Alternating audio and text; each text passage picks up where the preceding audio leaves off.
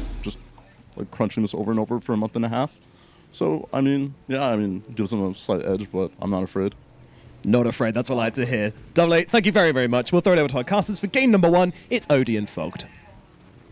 Thank you very much, Nomad. Yes, ready to get into the action here of game 1 between Nouns and L1ga. And yeah, what do you make of this? Did you also agree not reason for Nouns to be afraid, or do you kind of look at what L1ga's doing with this, with the bounty and indeed closing up with the Wyvern and say, well, you know what, they could have something cooking over here? I would say Nouns it's a much more stable, like standard lineup, while L1ga's just gone outside the box, which I'm happy to see. And I think we're gonna get a lot of this in this tournament too, because we have all these like newer players, different ideas and stuff like that. So I'm glad to see it, at least this early on, that we're getting such a different style draft. Because Bounty wasn't picked at TI at all, right? Unpicked, unbanned, if I'm not mistaken? I think so, might have been one of the ones we just didn't see touched. So I'm glad to see. I know I've been seeing a lot more in the pubs. People have been talking about it. I believe it got nerfed, right, from 7.35D, or it got, like, tweaked, maybe it was. And then it got buffed early and nerfed slightly later and stuff. But either way, definitely an interesting one to see, and one that can thrive on chaos. And they definitely have a very chaotic, aggressive lineup with Earth Spirit Bounty. A lot of damage. Look at this here, straight away.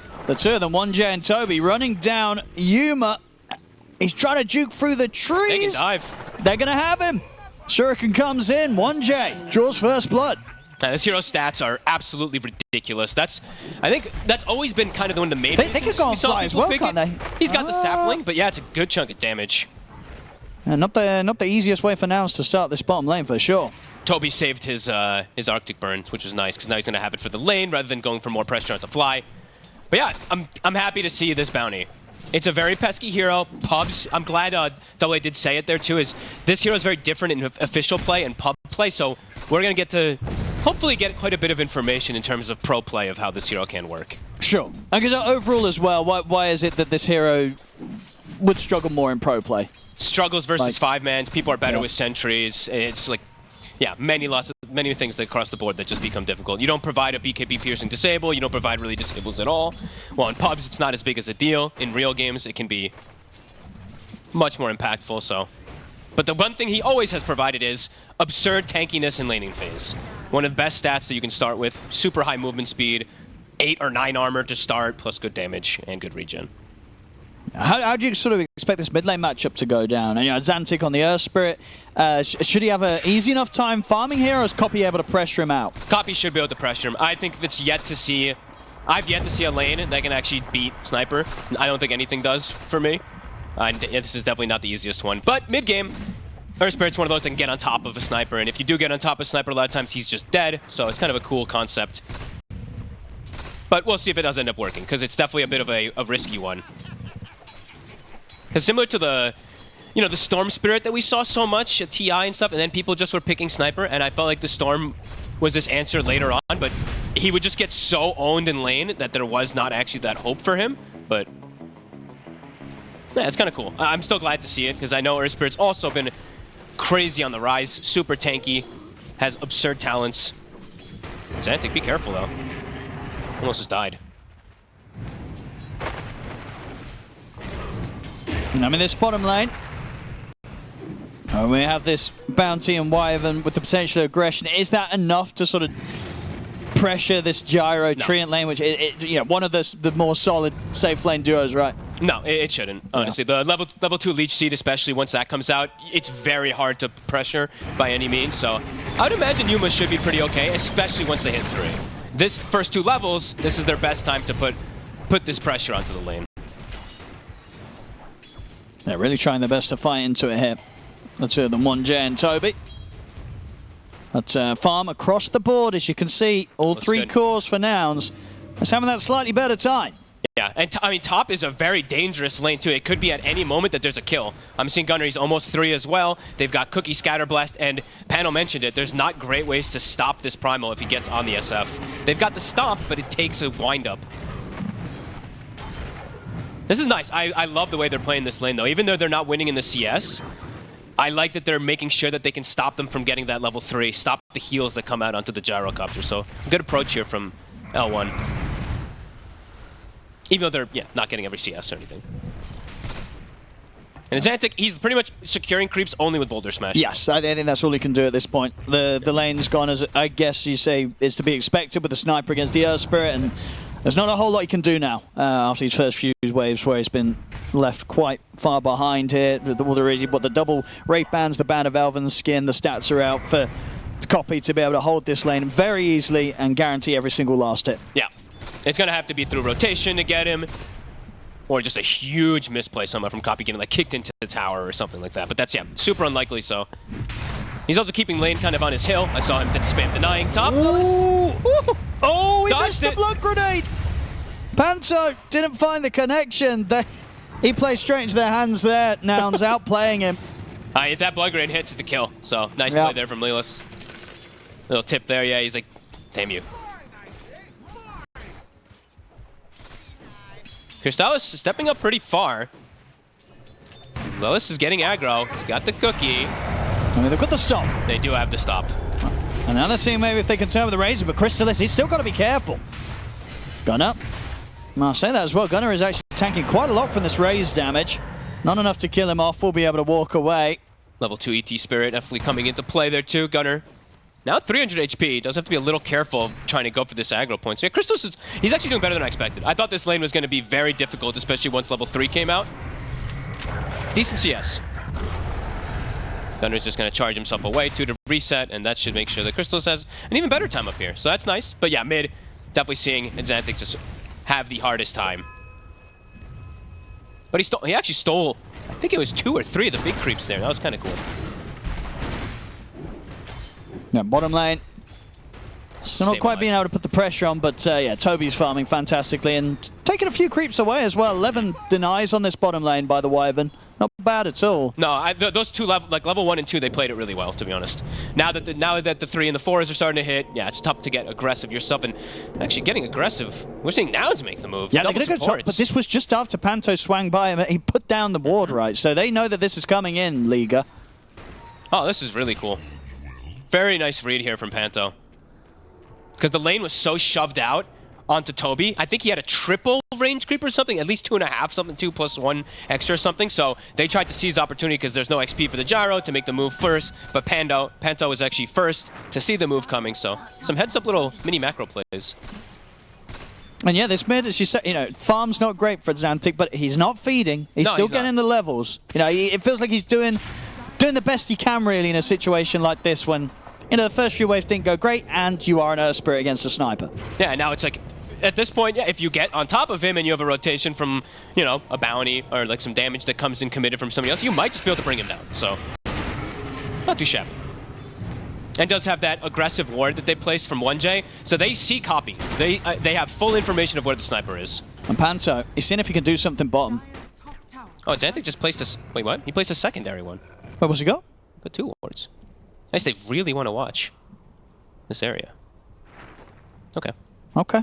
I thought one was a sentry for a second. I'm like, wait, no, they're both opposite guy one. Maybe he thought that as well. Because those kind of do... I guess this one sees the TPs and stuff coming behind the tower, and then the other one sees rotations and stuff. Whatever. He just wants to keep tabs on the sniper either way. Top. Can he get away from this gunner? He's got the cookie. He's going to be fine. So turning up with the numbers there, Liga, but not quite having the way to lock down the primal at this point. Or many point. I mean, that's going to be the case a lot of the time. Yeah, he can walk away, charge away.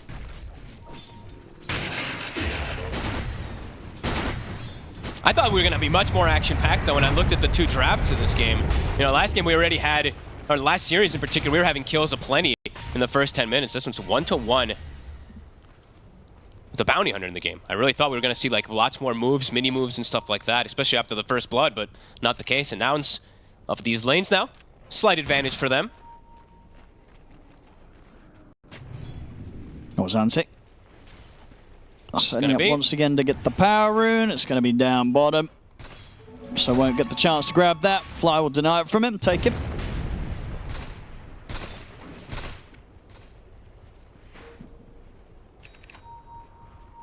Maybe it will be slow-paced. Maybe it will just not have the craziest amount of kills early. Because now I'm looking at it like initiation. I mean, Liga's it's Xanthic has to force himself in, but maybe he doesn't want to a lot of times. Now it's a lot easier to see the approaches that they can go for with like a primal to just start things. But well, if it does end up kind of continuing to slow down, that's going to play into Nouns' hands with the gyro sniper. It's Fly. Can't quite kill him off. Dropping the magnetize, continuing to keep it going. The roll in front of Zantic, that's a risky one there. They're both dead. Uh-oh. Uh-oh. Well, that went horribly wrong. And Toby, he showed up to mid, but can't actually contribute either. And that was a very interesting kind of move in. First magnetized usage, not successful. Yeah, and I guess even with sort of these double wards and that one there, it doesn't quite give them the vision of the high ground. So he didn't really know what he was rolling into there at Zantic. Takes the risk, it's not worth it. And 1J, sticks too close around at the sidelines, gets smacked down by the AoE of the ult from the Primal. I mean, sometimes placing these double wards like this, they can't, and then it's like you're limited to provision elsewhere. So that's why I did just want to comment on it, that they're like right next to each other. So it's like, kind of doing the same thing. Well, on the plus side, they've not been dewarded yet. No, so I mean, the 1 sentry could get them both. That's true. If 1 sentry comes down against the 2 of them, then that's going to be really some warding gone wrong. Yeah. Copy, now the big difference is really starting to be there. Almost, 2,000 gold lead ahead of the Earth Spirit. He's got his Dragonlance treads, level 9. Absolutely massive. Yeah, that's rough. That there was kind of the moment in which maybe Zantic's able to get a kill or find some action to kind of bump him back up, but went completely the other way. And now he's tanky. Now it's a 1,600 HP sniper. He's got this lance, he's got his double wraith, he's got even the Ironwood tree for stats too, so not an easy go. I think even if they roll on him, they'd have to commit quite a bit with these magnetizing stones. Absolutely, yeah, he could turn, stand his ground and just shoot them back. Yeah, he could turn and kill heroes for sure. And always will have to factor in also, if Fly is there, the extra healing that can be provided from Leech Seed and stuff too, so. Oh, they're going to use the curse for the setup there. That's cool. Surely Gunnar can't get away from this. Nah, no way. He tries to dodge the stomp, but the coverage is there from Panto. So they take Gunnar out this time, not able to get out. But it takes a bit. Takes Toby's presence with the curse to get that sort of setup. Was necessary, was absolutely needed. Yeah, that's one of the more difficult ones to actually get off to stop that, but it's probably one of their best ones to actually stop the charge when you look at their draft, because it's so awkward for them to have these stuns, but yeah, good usage.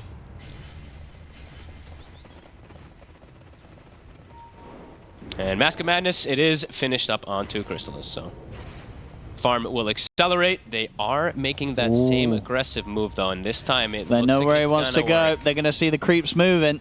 They know he's here. Oh, he knows himself, he does as well. He caught tabs of him for a second. Courier coming through, delivering the item. Hey, good awareness there from Crystallis. Nicely done. It's not going to take any chances that close to the twin gate. I didn't get the tab to see if he got vision in the fog or if he saw that the creep gave less XP or what it was that he actually indicated, knowing that move.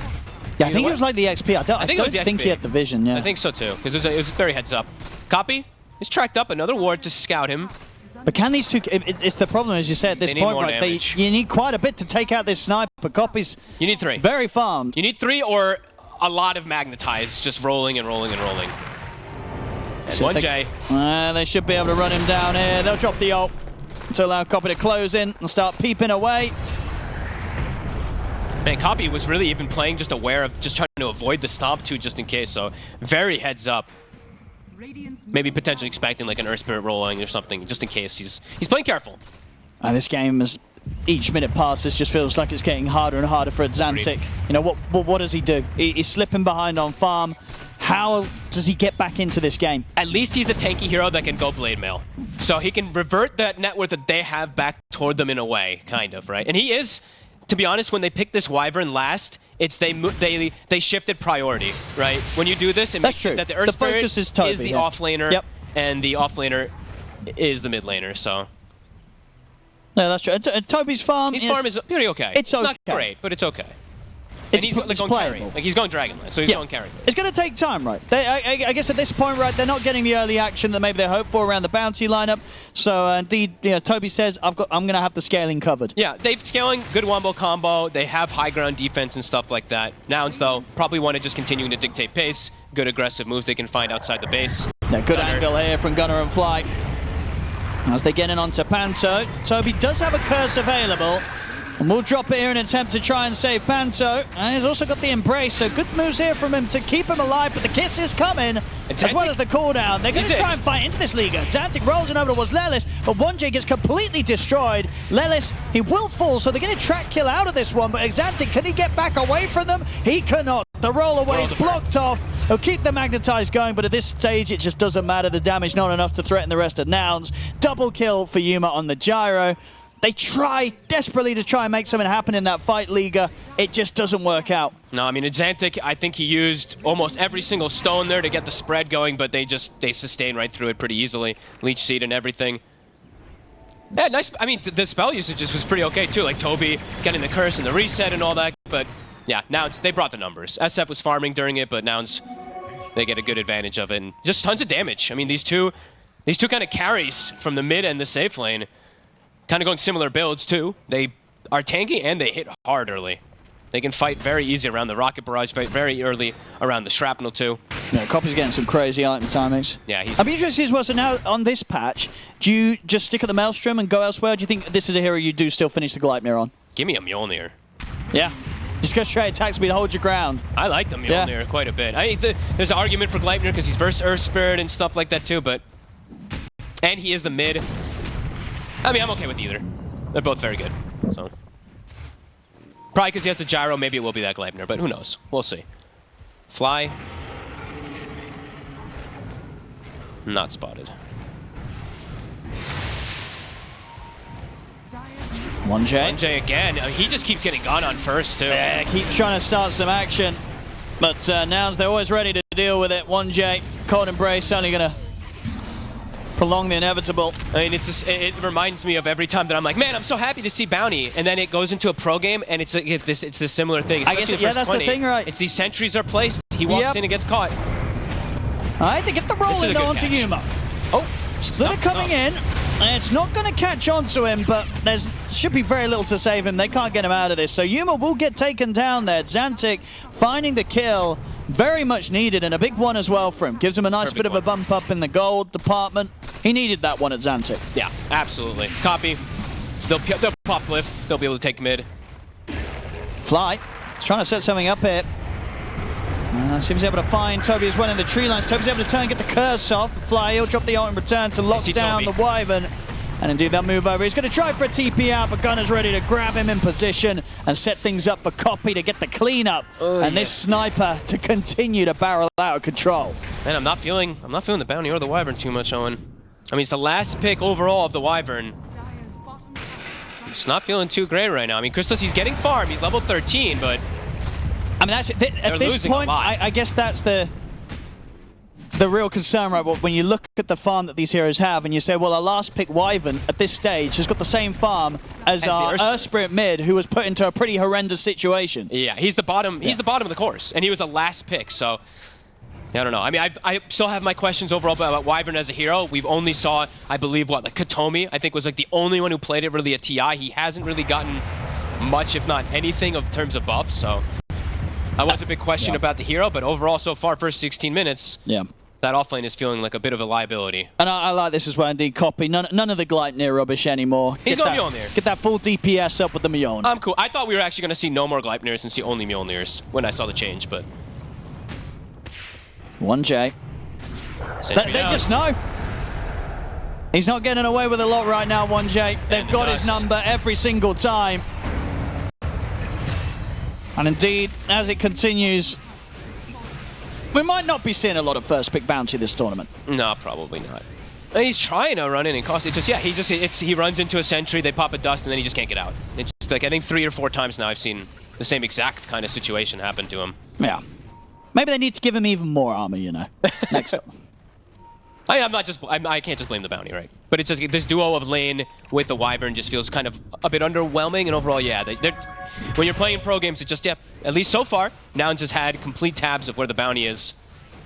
And yeah, it's just, only Crystallis is the one getting good farm now at this point. And I guess that's the question as well. It's sort of how much can this SF do as the carry, do you think, in a game like this, where things are starting to fall a little bit apart for the rest of the team? I mean, he's playing versus two range carries that are quite decent versus him is the problem. He's going to get peeked. He's going to get peeked by the sniper. From a distance, too. Yeah. The one thing I do like is that he does have wombo combo with, like, let's say they get a good curse. He's got a good Requiem combo. And he's got the ET aura in the later stages and stuff like that for high ground defense. But yeah, other than that, it's definitely not the easiest either for Crystallis versus these cores. Honestly, all 3 cores. Primal, Gyro, and Sniper. definitely be problematic for an SF. Although his farm is still good. Yes, these other 2 cores that have really fallen off. And Gunner, no funny business. He just goes straight BKB.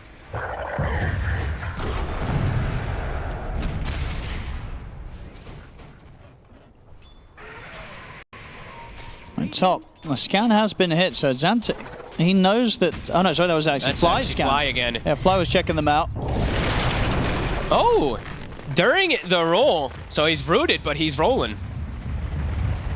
That looked weird. I was gonna, yeah, I thought that interaction would have stopped him in position, but I guess it was like same frame that he got the roll and he got the invulnerability. But they'll find 1J again. This poor old bounty hunter. Let's give him a break. They're just killing him every time.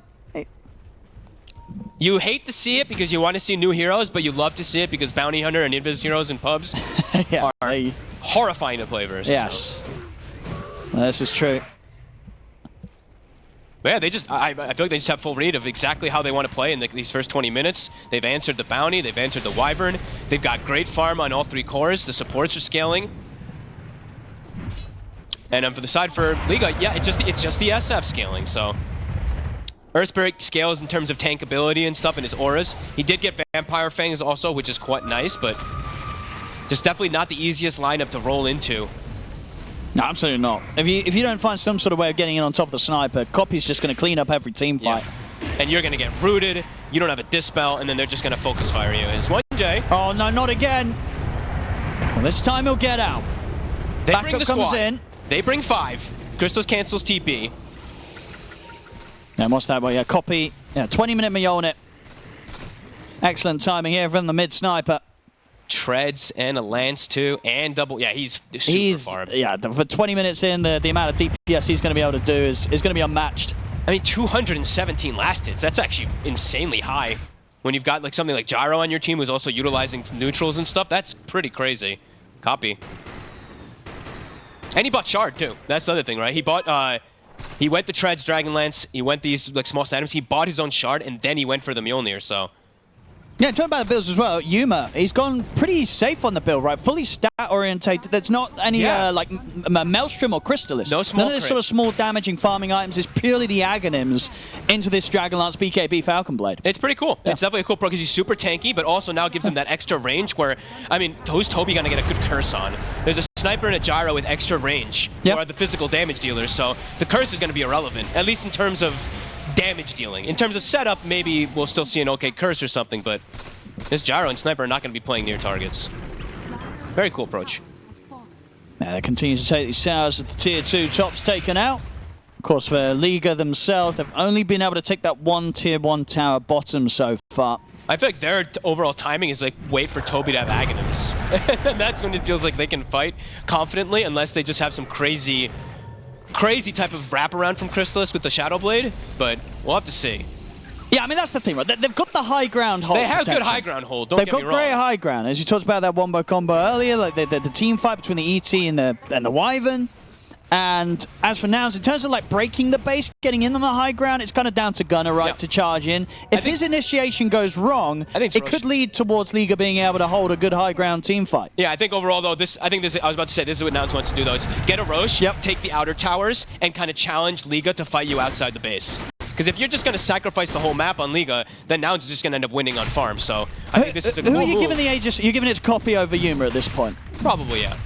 So the Copy can just stand high ground, push objectives, or do you want it on the gyro frontlining? Probably Copy. Yeah? Yeah, I'm cool with Copy. He's more fragile. He's pure DPS build, while the gyro is a hybrid. So I probably would like it on him. And they will finish that one off. So I think, yeah, it's for Nouns, it's go for those tier 2s. For Liga, they got to have some crazy spell casting in order to be able to defend these tier 2s. Great wraparounds, or try to catch Nouns off guard somehow. Oh, Crystallis says you want to take his chance here. I mean, catching off guard is the key. Hey, there you go. That's him gone once. You're not living through that one. Aegis immediately wiped out a Copy. 1J. As par for the course, dead again. As Xantic rolls in, he's got the Shivas and he's hitting straight away on towards Copy. Cookie to try and get Copy out of the side. We'll go from the Earth Split, but indeed Xantic able to stay on top of the target and bring Copy down. The Overgrowth comes out, They're trying to put everything into this with 1J coming in with a buyback. Cold Embrace comes out to Azantic. The curse comes in, but it won't save Azantic as Azantic gets taken down. Gunner. Oh my goodness, getting out with the BKB TP. Oh, man. Crystallis, though, I mean, you Not have bad to, from L1ga, right? you have to do this type of Yeah. play. You can't let Nouns set up and go for these tier 2 pushes and stuff like that. I love that he goes for that type of risk. It's exactly when they need it to come off. Blows up the sniper. Azantic commits his life, but it's fine to do so onto that sniper afterwards. First successful fight for them. I mean, can they bring things together to take a fight around the tier 2? Looks like they'll back off. They don't want to stick around too long. They know that still... Gunner. Oh, Gunner. Oh. He's going for this. He's got the opening. Have they got the follow? Crystallis is able to force himself away with the Hurricane Pike. Gunner's still trying to go for the jump on towards them. And the stomp is there. I mean, he's got backup with the cookie coming in to save him. Sniper's respawning. Yeah, they won't try and push for it anymore. But definitely seeing some signs of life here from L1ga. Yeah, and Crystallis in particular himself. Some nice little individual plays in terms of like spellcasting with the Shadow Blade ulti, but then also I think 2 or 3 Hurricane Pikes where he stopped or messed with the Gunner charge that I saw coming out here. So nice individual play. Absolutely. No, Crystallis, he's been keeping his head down, focused on the farm, played it safe in the early game. Now he's ready to come out and say, I'm ready to carry you, lads. Well, let's see if we can keep it up. Very, very cool. And the most ideal time that they could have versus this Aegis, because now, Copy. if they find Look at Copy this. again, he's pretty free. Oh, they've got the track upon him. He's got the grenade, but he's silenced. He's going to get him cooking down to the side, but not quite away from them. He'll be able to jump back with the grenade, but Copy, is he able to live through this? He's healing up a little bit, but not enough. Copy gets taken down. Yuma's going to look to fight back, moves in with the BKB, but L1ga holds, Toby holds him back with the curse, still gets run over by Gunner. No. As Azantic, he's cleaning up the backline. They've taken out 3. They're ready to try and go for more. Another roll forward from Azantic in on a Yuma. They've got the grab. Pato stepping up. Gunner turns towards Crystallis. They're in, trampling on top of the SF. Will force away with a Hurricane Pike. But Gunner's able to stand on top of him. The Requiem's back up though. And Gunner's BKB, it's about to end. He has to back off. Great fight again from L1ga. I mean, great setup. At Azantic, he's tanky now at this point. He's doing rolling so in. He's making the comeback. We saw how rough of a start he had on this Earth Spirit, but his impact in the last few fights, it's been massive. Yeah, and he's got an item now too. He's got the Shiva, so he's preventing a little bit of that healing and stuff too, so nicely done. And good disengage. Again, Crystallis with some nice little individual item plays and stuff. The Hurricane Pike and the reset again. Oh, bailing him out of Gunner. dangerous spot. Gunner. He's going fully aggressive here up to the tier 2. TPs are coming in. Doesn't have BKB for quite a while, but feels that he's tanky enough to get away with this sort of play. And he's right. Backup's there from Fly and Yuma. And L1ga, they know it. This is an exciting game. I mean, this one, I love how they actually are starting to respond. But check this replay out again. I mean, Azantic getting the sort of the opening. Sure, the initial dodge is there, but just causing that panic, just rolling straight in on them. And as it seems at the moment, they can't take out this Earth Spray. He puts the Blade Mail. He's in with the amount of armor that the Shiva's Guard has given him as well. He's tough for them to deal with. They're not getting the initiations is the big thing. The way these fights are starting is Sniper's in full panic mode, right? And again, Copy, Azantic's in. I see. I mean, immediately he sort of just hit the 2 of them. Azantic and Toby forcing them to have to split up. Fly ends up ticking out of the damage from Azantic, and the curse is there. They're ready to set up for more. Crystallis, he's coming in from the side. They start smashing into Gunner. Gunner get hit by the silver edge chick. Yuma's going to try and turn with the BKB. Looks like it was Toby. Toby will get taken out. The Golden Embrace comes to an end. This time, Nouns, they'll fight back hard. Little too aggressive this time around. Does get counteracted. They tried to go for this a little bit too far forward. Nouns responds. Sniper's able to reset. That's the important thing. They need to be able to stick on Copy. If Copy's able to get that distance, that's when the fight becomes scary. And yeah, this one, he's able to push himself away, be able to get that damage out.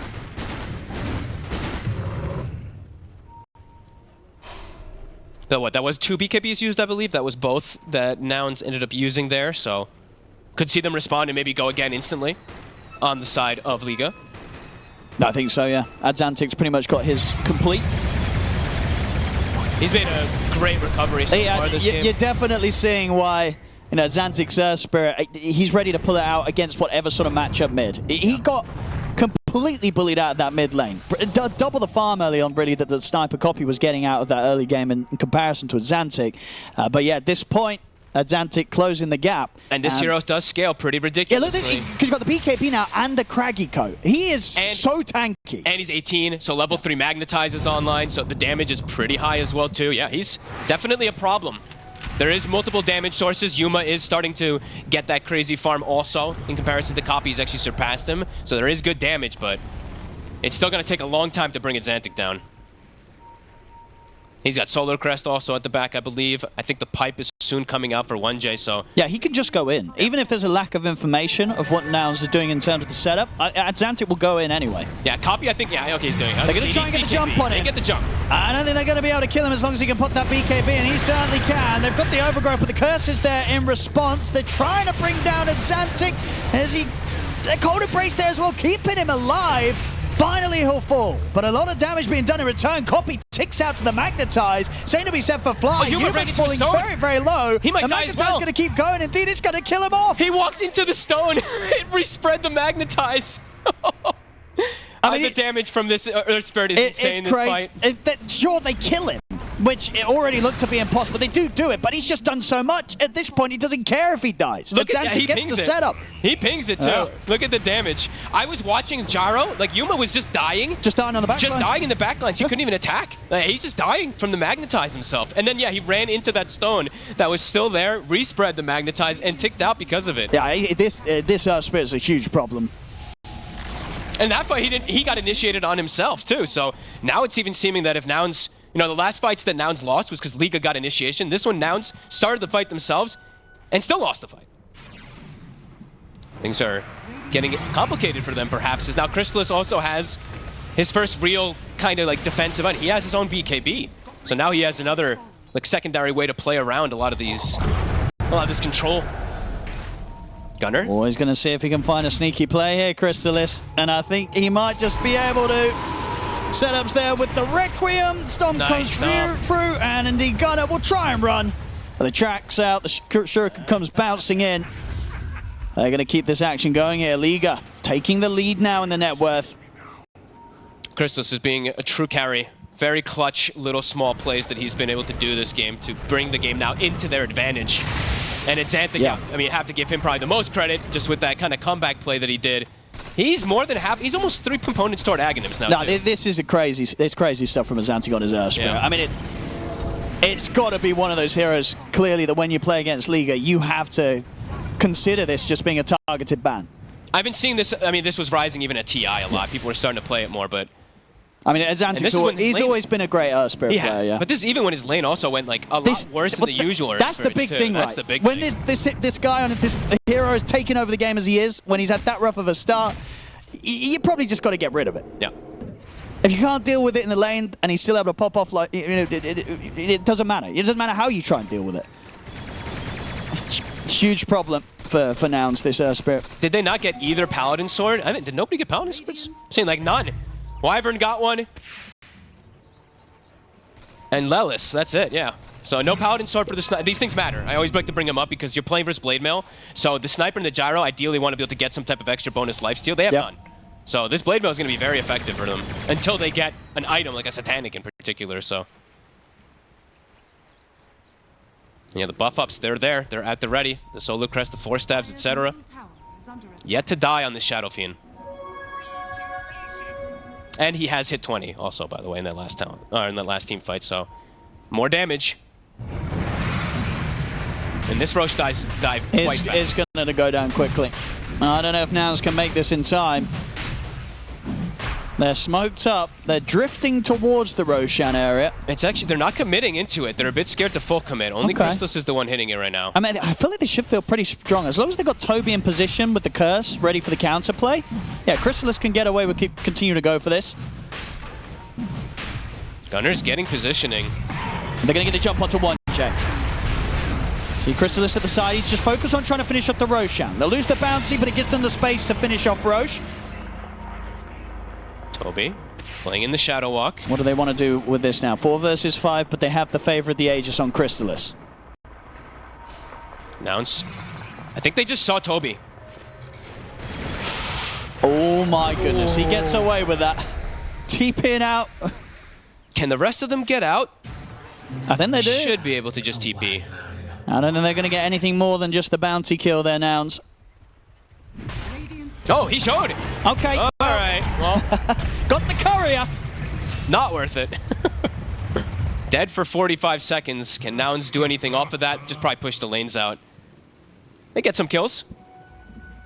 This game is very close. Gonna be all up to how these spell combos kind of come out, and if level 25s and things do come out also, because I'm just gonna keep looking at Exantic, because I think that is probably the most broken, if not the most broken in Dota. That 25 Magnetize Undispellable is insane. Still a ways away. But the fact that they've been able to like get this game back into their favor and then, you know, keep it slowed down, definitely opportunities to get the 25s.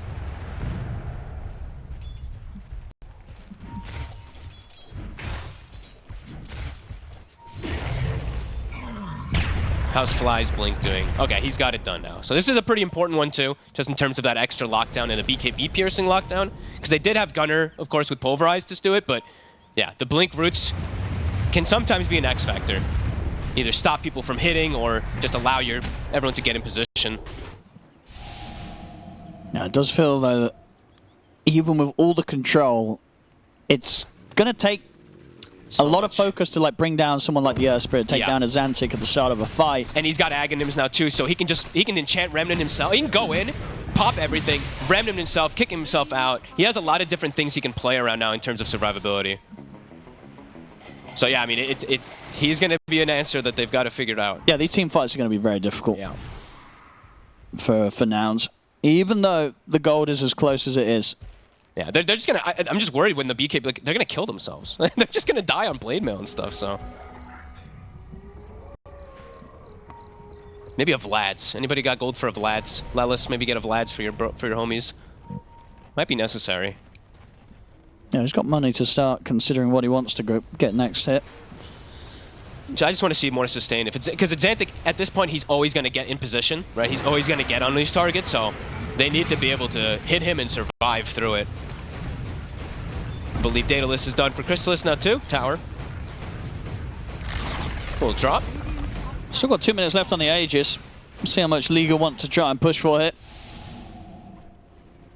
They're setting up with these Shadow Walks. This is also cool. So I mean, a little bit of other thing now that Bounties can do that couldn't do in the past is the friendly shadows.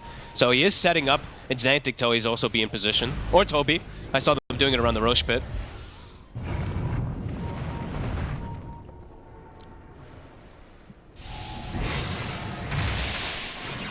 And just playing as a squad. They are not letting go of Crystallis' hand.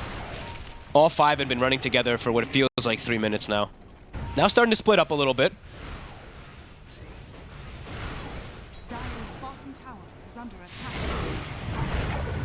Toby trying to just get that last wave, push back out, whilst everything else has been shoved nicely onto Nouns half of the map. Okay, Gunner's got Shivas, so this is also pretty big. Reduce the healing that comes out from a lot of these guys, but also just a lot more tankability from him.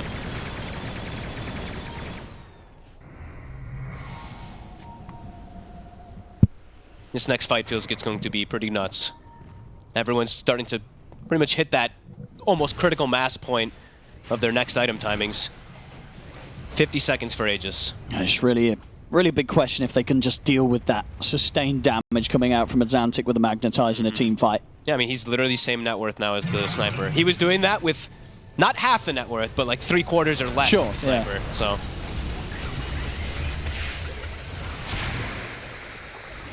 They'll try to poke a little bit here. At least get a reaction. 30 seconds. And Gunner, he's gonna go. Looking to try for this. Indeed, he's at an awkward time when there's still a few seconds left on the Aegis. And long enough to indeed mean that Nouns don't want to fully commit to try for that. I like that one. I mean, it's small little things, but 1J during the meantime, he backed up and he was just farming, so he did finish up that next little item. He's got the Boots of the Bearing now, too, to reset away from these slows. And Xantic? Trying to start something outside of the map. Gunner is going in for a Xantic, but he's able to remnant himself. They'll also use the Requiem on the sidelines to try and push back Nouns. Big stop on three. Onto the three of them. Indeed, the Ice Split is going to come straight down the middle of them. Curse at the side to hold down Gunner. They'll move and they'll destroy Lelis. The damage coming in from Crystallis. He starts punching into Yuma. Yuma, he's out. And Xantic rolls in, but Copy is able to BKB TP away. But Fly left behind. They take out the three of them. And that's 3 stacks of the aura now, too, so he can go. They can beat on high ground. Insane amounts of damage coming out, of course, by Crystallis. Yuma spent his gold too. He bought the Satanic, tried to stand his ground and fight, but cannot do so. The 3-man stomp setting up everything there. Toby, careful, nearly died. But Crystallis, big damage coming out from him. And you see Azante, he's ready to roll in again. Oh yeah. Looking for that opportunity. And get the warding down. Azantic, he's going to be tempted if they step up just that little bit further. As it is, yeah, he's going to try for it, see if he can close in across the tree line. They'll back away. That does mean the space is there for Liga to easily take this bottom set of racks. Beautiful play, really. Kind of picture perfect from Liga. Believe the Lincolns is now also done for Toby, so they've got protection versus the Pulverize, versus the Grab. I mean, they've won these last few fights handedly. They really have. They've turned around. The early game, it was rough. Until literally 30 minutes, until the Requiem. Until literally Crystallis Requiem right on top of that sniper. It was pretty much all Nouns. And yeah, these last fights have just been a little discombobulated from Nouns, I would say, but very well executed from Liga. They're getting the initiations and they're causing panic. And the panic is just not working out well for Nouns at all. Yeah, the team fights are just too much for Nouns at this point. Yeah. They really are. And Crystallis has actually played like so well. Like 4-0-3.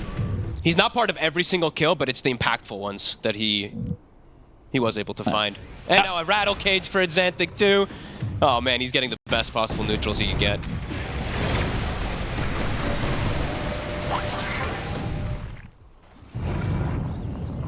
Yeah, very close to being able to get that next time out as well. I mean, he's gonna be unstoppable. You're 10-4-4. He will be. And he's got a knock. Yeah, there is. It's complete Octarine. Yes. I thought maybe he was going to go Refresher. I've seen a couple of these fun Refresher builds when you have the BKB and the Aghanim's. But this is fantastic also. Yeah, dude, next fight, he's going to have Octarine and the Arcane. Oh, yeah. So, good luck. He's going to be killing everybody. Yuma's still farmed. He is still quite big. It's just he's not able to hit targets. He needs that rapier. I think he needs the rapier. He needs two of them. He's got two queued up. Fair enough. I mean, Copy's also, his damage became quite pathetic also. It's like tickling these heroes. Now, for the start that he had, he's definitely fallen off a little bit this game. Yep, quite massively.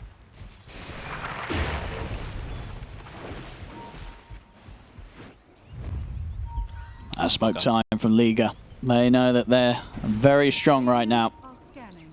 With the frontline presence of Azantic, the straight raw DPS coming out from Crystallis, and it's almost 25 on Crystallis too. Now they're smoking into this. Gunner's trying to get for the jump, but indeed the grab is blocked. He's not able to get that opening on towards Toby that he hoped for, and now the jump in return on towards him. Azantic leads in over towards Gunner, forces out the BKB. Azantic trying to keep the chase going, get the magnetized pumping amongst the 3 of them, now the 4 of them, He's the just 5 of them indeed. He rolls forward, the backup stepping up, he's able to slide out with the Stone Remnant. The curse is there, controlling Copy. Gunner ticking down low, he'll fall, he's out of the game. Copy's gone as well. Fly steps up with the Overgrowth. Humans try to get in range to do some damage with the flag. They get the grab onto Crystallis. The Embrace comes out. Crystallis, can he get out of this one? Hurricane Pike's back off cooldown, so he'll be able to create a bit of distance. The charge force there, they get the control to knock him out. They take Crystallis down. They need more though now. They look towards Azantic, block off the roll. Cookie forward as well, but he gets the kickback at the same time. Doesn't matter, still dies as the stun connects from the Cookie. Panto goes for a TP out, but Gunner, he's able to put a stop to that one as well. There's Nouns. They'll manage to hold. They're pushing back. Does cost, of course, the buyback from Gunner, but it will at least hold Liga back for now. He had to do so much on Gunner there. Copy can't do anything, Owen. This sniper just does literally no damage and then just dies. He ticks out. Look at the damage. Toby too, actually, pretty crazy, but it's Zantic overall. Yeah, the Earth Spirit damage done this game, it's going to be crazy numbers. Yeah. Now they lost both their carries during the fight too, and Yuma long respawn, so doesn't get any benefit out of these kills also. Supports and Gunner got the XP for them. So Gunner is actually going to be the first level 25 on his team because of that. But now he has to watch out for this Lincolns and stuff also, so they did reveal that from Toby. They don't have a good way to break it. This could be big for Nouns. Getting the Aegis. Sniper's up in 2. Yeah, they should be able to get it. Sniper TP's down and gets it. And they'll have Refresher shard, so all right. Definitely still some chances here. And with this as well, Fly will be pretty close to getting the Vlads online for the team. He is buying it, right? Okay, good. I was hoping one of them were getting it. They need this extra bit of sustain. So yeah, he's gonna pretty much have that. Do you give Gunnar the refresher shard? I think you do. Probably do. Yeah, 2 rounds of the BKB and the potential grab.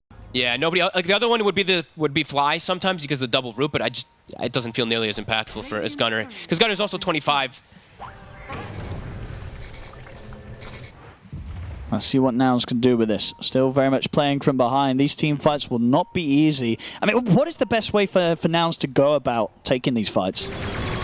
I mean, it's probably finding the Wyvern. The Wyvern or the ET in particular. Just take them out because they are being... Panthos is just like invisible impact. Sometimes it's just a spirit and stuff like that, but these backline heroes can be very pesky. And those two can die. They can die. They can die. Absolutely. Toby's a bit harder. He's quite tanky. Very difficult to find as well, but... Oh, 1J. All right, bouncing away nicely there with the Ogre Seal Totem. Now, Yuma, yeah, what does he do with the build here? Does he have to invest in upgrading the Ags, or does he just kind of take the phase boots out to get one of these bigger items in ASAP to his slots? Oh man, it's okay, how does he sort of fit this next big thing in? Because obviously he wants the rapier, but he needs the mobility of some sort of movement-based item, whether it be the phase boots or the swift blink. I actually think maybe it's going to be like a Cell Boots to Swift Blink plus Rapier eventually replacing the Aghanims. I think if so, he yeah. can wait to get to that, but yeah, we'll see. Because it's just, he's starved on item slots, but he needs every type of damage he can get, it feels like still. Bounce. With this Aegis feeling a lot more comfortable to step outside. 2 rounds on copy could be a difference maker. And maybe Liga. Oh, that Xantic has hit 25 on. Sorry, I think it happened before, and I think we pointed it out, but I was looking elsewhere. But no, I think he just got it. You're right. Yeah. He's got it for this fight. Gunnar has to put the BKB. As soon as he sees the potential Stomp coming in, he can't take any chances. So has to BKB, and with that, they probably just have to bail out. Yuma. And he's still sticking around. The roll forward comes in, but again, Xantic just teasing around with them. He's still giving respect to the positioning. All 5 heroes of Nouns with the Aegis. He doesn't want to commit too hard on Xantic. Copy. Well, he's taking more damage than he's dealing there into the blade mount. Gunnar. 60 seconds.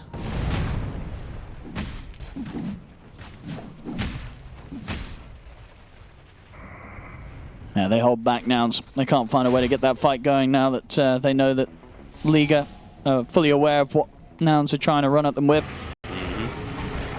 Crystallis almost has his next big item too.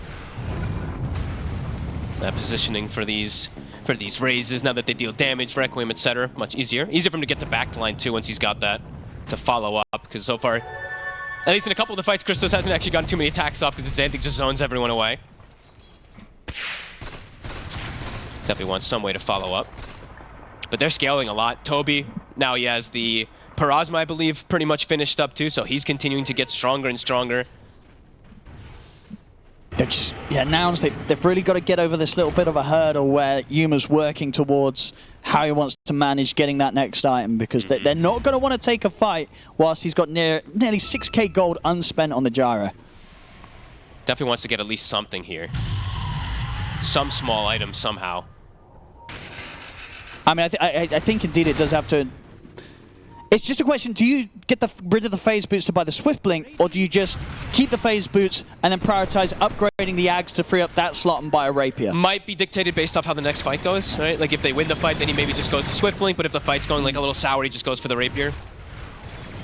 I will say. We'll see which one he does opt for. Double Obs Ward's taken out. That was nice. Gunnar with his gem. I mean, the fight's coming for them, and again, as I say, it's going to be rough if Nouns are forced to take this while Yuma has not quite got his next bit of progression sorted. And the wraparound, if they're able to get the back line. Let's see if Nouns can get out of this. This is a scary spot to be in. Especially because the age is also 2:45 seconds. They're going to time it. Yeah, for the moment, Liga's missed them completely. No, Liga just opted on setting up vision around this point and seeing if they were farming this bottom area of the map. Wasn't to be the case, so does give Nouns the space to push out and head back to the safety of their high ground. And indeed, yeah, so the blink. He's going to sell the phase boots, I'd imagine, get that Swift Blink in. Okay. I mean, positioning is also pretty key. Just to get to backlines as well for the gyro, right? You don't want to be stuck next to the sniper while this annoying Earth Spirit's just spreading everything as well too, so I can see why he'd want to go for this. At least first. Goodbye, phase boots. It's gonna take a long time for the Rapier Dream, though. Yeah. But to be fair to now, so things have slowed down.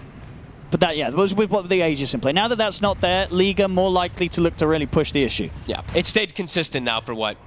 Yeah, 5-6 minutes at least, around that 10 to 12K. But just waiting to see what the reveal is going to be for the SF. Maybe he's got the Swift Blink. He pretty much has enough for that and almost buyback.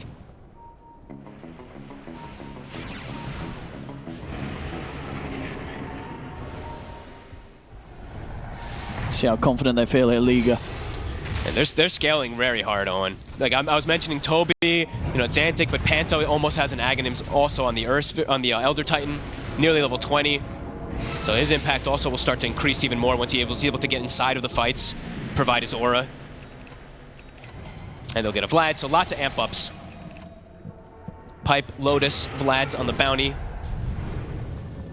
Well, on the side of Nouns, he still hasn't bought the Vlads yet on Fly, so. That's true. Actually, he's taken out the queue, so maybe considering something else doesn't maybe feel... a bigger one. I mean, what sort of big stuff could he be looking at this stage? I mean, it'd be like refreshers and stuff like that, but if not, you just go these Lotuses and everything. I feel like the Vlad's is very, very good, to be honest. Does Ags sort of just lost its value? You don't like getting the Ags? Nah, it takes too long. Okay. It takes too long to get the Ag, too long to spread it. The copy.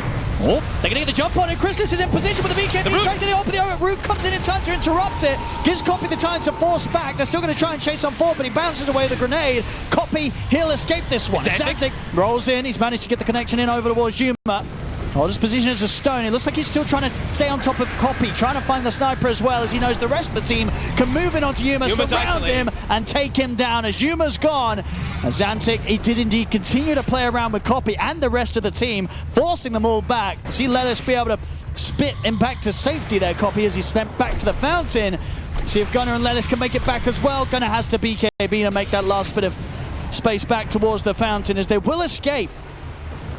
They can't handle Xantic. They really can't. They just can't handle him. He's he just goes straight for them. He knows that the rest of the team can just deal with Yuma and just runs the rest of the lineup. Yeah. And the rest of Nouns, they just have to run. They literally just curse the gyro during his, I don't know if it was during the Satanic or whichever, either way. They just isolate him. And Xantic just rolls 1v4 and knows that he's not going to die.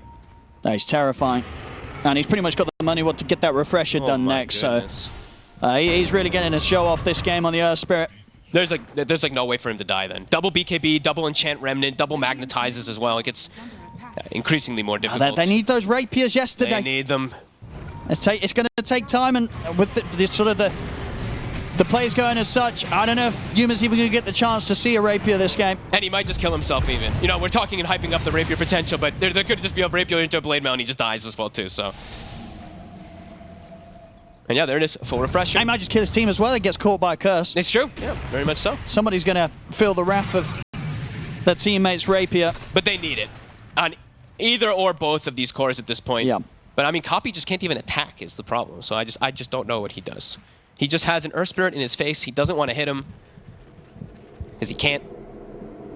It's tough to see that solution for Nouns. And just getting all these luxury items, yeah. Refresher on Earth Spirit, Swift Blink finished on Chrysalis.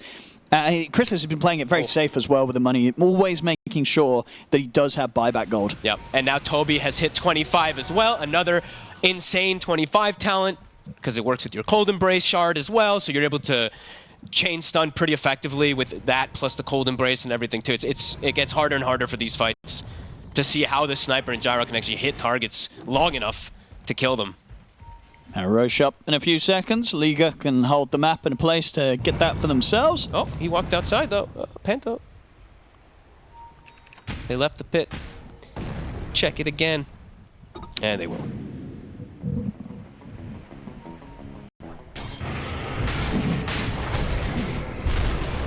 I mean, at this point as well, does Chrysalis need the Aegis, or can you give it on one of your heroes like the Wyvern? If Toby's getting jumped. I think I still want it on either him or Xantic, personally, but maybe because Toby has the slot for it, they might just give it to him. No. He did make space for it, too. He dropped his wand. Okay, he'll set with a refresher shot instead. I thought maybe because these two were, like, they're pretty full. Well, that's the thing. I feel like Chrysalis, is he really going to die? He doesn't want to. He is very, very farmed here. 38k. 8k ahead of that of Yuma's Jara right now. Had a pretty perfect game here on the carry SF. I really think he made like 0 mistakes so far this game. Like that one death he had, I can't even fault him for that. And he's been kind of, I mean, yes, it's Xantic as well too, but the whole Aegis redefining moment of the game was, you know, Chrysalis's call. Yuma dodging the potential information that 1J was looking for there. Doesn't get spotted out by the bounty. Fly away in time. Yeah, 1J trying to make the rounds here to find a hero or two, but they're evading him nicely. Yuma, the only one able to find farm outside. And the thing is, too, is like he needs Rapier, but he needs to consume the Ags or he needs the Ags recipe. Lance. It's one or the other, right? He might be forced to do that. Just sell the Dragon Lance to get the Rapier for the next defense. Yeah, he might just be in a position where he needs to because the push shit's coming in. He's got to do something soon. We'll see. It's just it's so scary.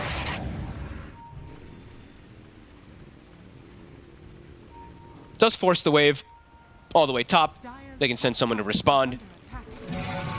But they still just have control of pretty much the whole map. I mean, Liga's been pretty careful with this Aegis sort of timing, right? Yeah. They're not going for anything crazy. They're happy to sit back and continue to just scale up on all fronts. I mean, everyone's hitting neutrals now, right? You see 1J's hitting Ancients on the left side, so they're feeling very free now at this point in the game. Probably just really understanding the fact that Nouns is just trapped inside the base. Yeah, it definitely seems with the way that they're playing that they don't have any fear of the Rapier comeback that Nouns are going to be looking towards. No. They're like, whatever, you guys can farm your Rapiers. We are that far ahead. It's not going to make a difference. Definitely seems to be what Liga is showing it. They are building 5 cores, you know. Like ET's turned into a core now at this point with the Aghanims. Bounty is, he's probably the least core-like hero, but he's very high level. But his items are more supporty. But yeah, everyone's just kind of transitioned at this point now. Yeah, and it's worked out for 1J, right? Tough start, right, where they killed him, feels like 7 or 8 times back-to-back. Yeah. But at this point, you know, he's able to have the impact, get the tracks out, and just be nice and annoying. You know, this is exactly what Bounty Hunter players dream of at this point. It's like, you killed me loads at the start, but hey, look at the position you're in now. Yeah, and I didn't even get to, I can't keep track of every single one of these friendly shadow position kind of plays that they do make with it too, so yeah, definitely. It's paying off here in the long game. Coming up to, closing in on that 60-minute mark. Yeah, track money isn't what it used to be for like allies and everything, but still, these small things do add up. And the Rapier dream, it's getting close. Toby has a Scotty now. He is also dealing absurd amount of damage, as he has been for a lot of this game. Just kind of a bit of a more quiet performance from him in comparison to a flashier Spirit. Yeah, firm grasp, 80% control or more of the map. Oh, shit. And a shield rune. And we're trying to spot the courier, but it makes it safely back. Copy has got his online. All right, very all in. That's one. Yuma pretty much has the gold for the second one. I mean, yeah, sniper high ground with Rapier. Also, this is actually, thank you, Observer. There's another one that's actually fun to point out is this got buffed. It's 8 kisses now at 25, not 6 extra. Oh, so they come flying out. Yeah, it's double. It's 2 times the frequency. It's a lot of damage. Now, can Yuma get his Rapier? Can he get the courier out? What's going to be the game plan here? Because 1J has been hanging around this area, keeping an eye out on potential couriers making the trip to grab this. Do you set a trap for these couriers? Do you care? I mean, really, honestly, Liga, they seem like they're very chill. Seem very, very chill. I mean, Chryslis is literally going to be full slotted in a second. Besides swapping items out and stuff like that, like for a okay, fine. Moonshard plus refresher, and then he's finished. He's done. He's finished on items. He's got everything that he could have dreamt of. Yep. This is given the time, though, for these Rapiers to come online. And now he can actually get outside, and maybe this is where he can actually buy the consumption of the Ags and get the Rapier. I mean, I feel even when you have that sort of position here that you want to get at least the Rapier purchase. I mean, who cares about buyback? I think he was scared to step there. That's true. Bounty could have been there. They don't have vision. It's still, it's true. As close as he was, it was risky. You send the couriers for that. Okay. 2 minutes to the 60-minute time. items. And I imagine, you know, Liga, they're definitely waiting for those. They're like, we're going to get the 60-minute items. Oh, here, is this the shopping trip?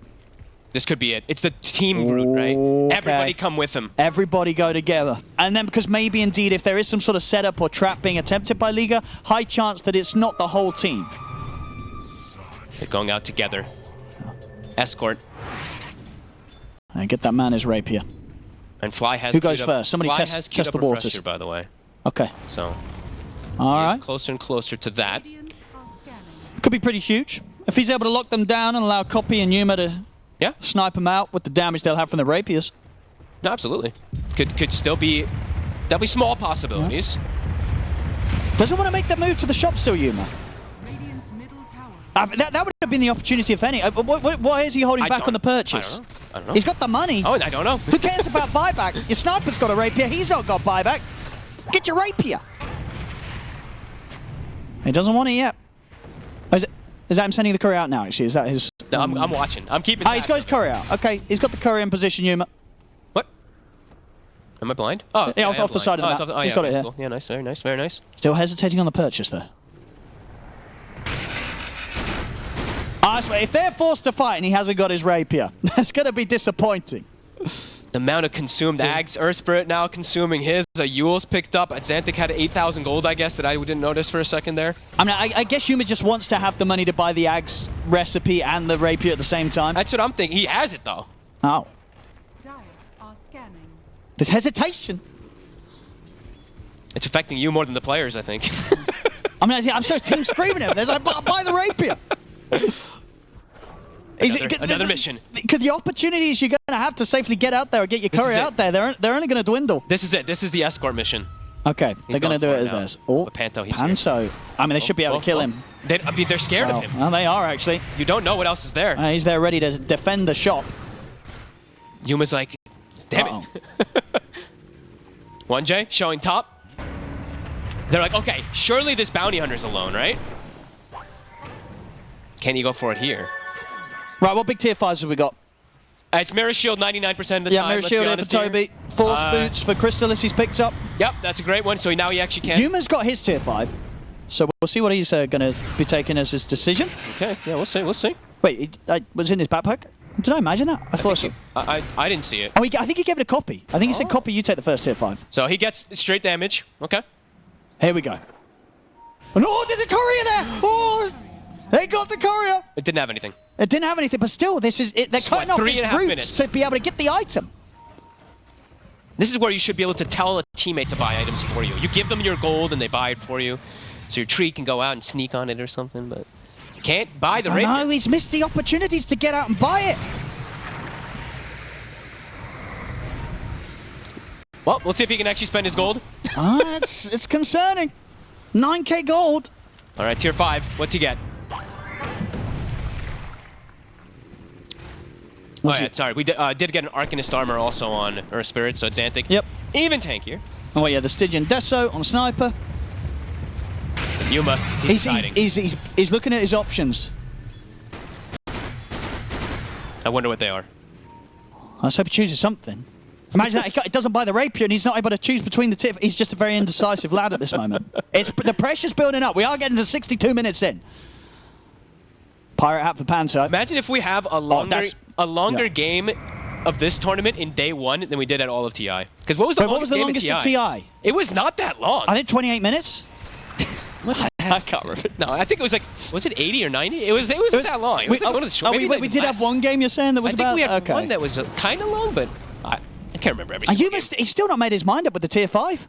Maybe he's just got terrible options. I think because I think he did indeed have to... He might be able to get out to get the rapier here. This might be the option. This has got to be it. This has got to be If the he chance. doesn't buy it now, come on, Yuma. Here we go. For Owen's sake. There we go. Ah, yeah, there we go. Oh, yeah. Locks it first. Job Even done. more careful. Very Job nice. done. I like it. I mean, we saw it with the build as well. Right, this game. Yuma, he's playing very safe. He's playing game. extremely safe. Extremely safe. We have Okay. ET, so looking at the other ones. Panto, we were mentioning how he's transitioning into a core too. Yeah, pirate Mask hat. of Madness is purchased, and he's got a pirate hat. So ET's also going to be beating. Dude, that's going to be insane. I mean, is this the point where you sort of buy Basher next? On ET? You got a pirate hat and a mask of madness. You go Daedalus, 1,000%. Okay, you don't need to bash them Or an if AC. they're dead. Yeah, no, you go the big damage. Longest match TI 69. So 69. 6 more minutes and we'll pass. And we're not memeing. It was. It was 69. Actually, yeah. Wait. Production. I don't know if production's having a joke. I'm going to assume they're not. They're some very serious lads out there. They're screaming 69. It's 69. So we've got to beat 69. We might do that. Oh, Yuma, he decided. Giants ring. Okay.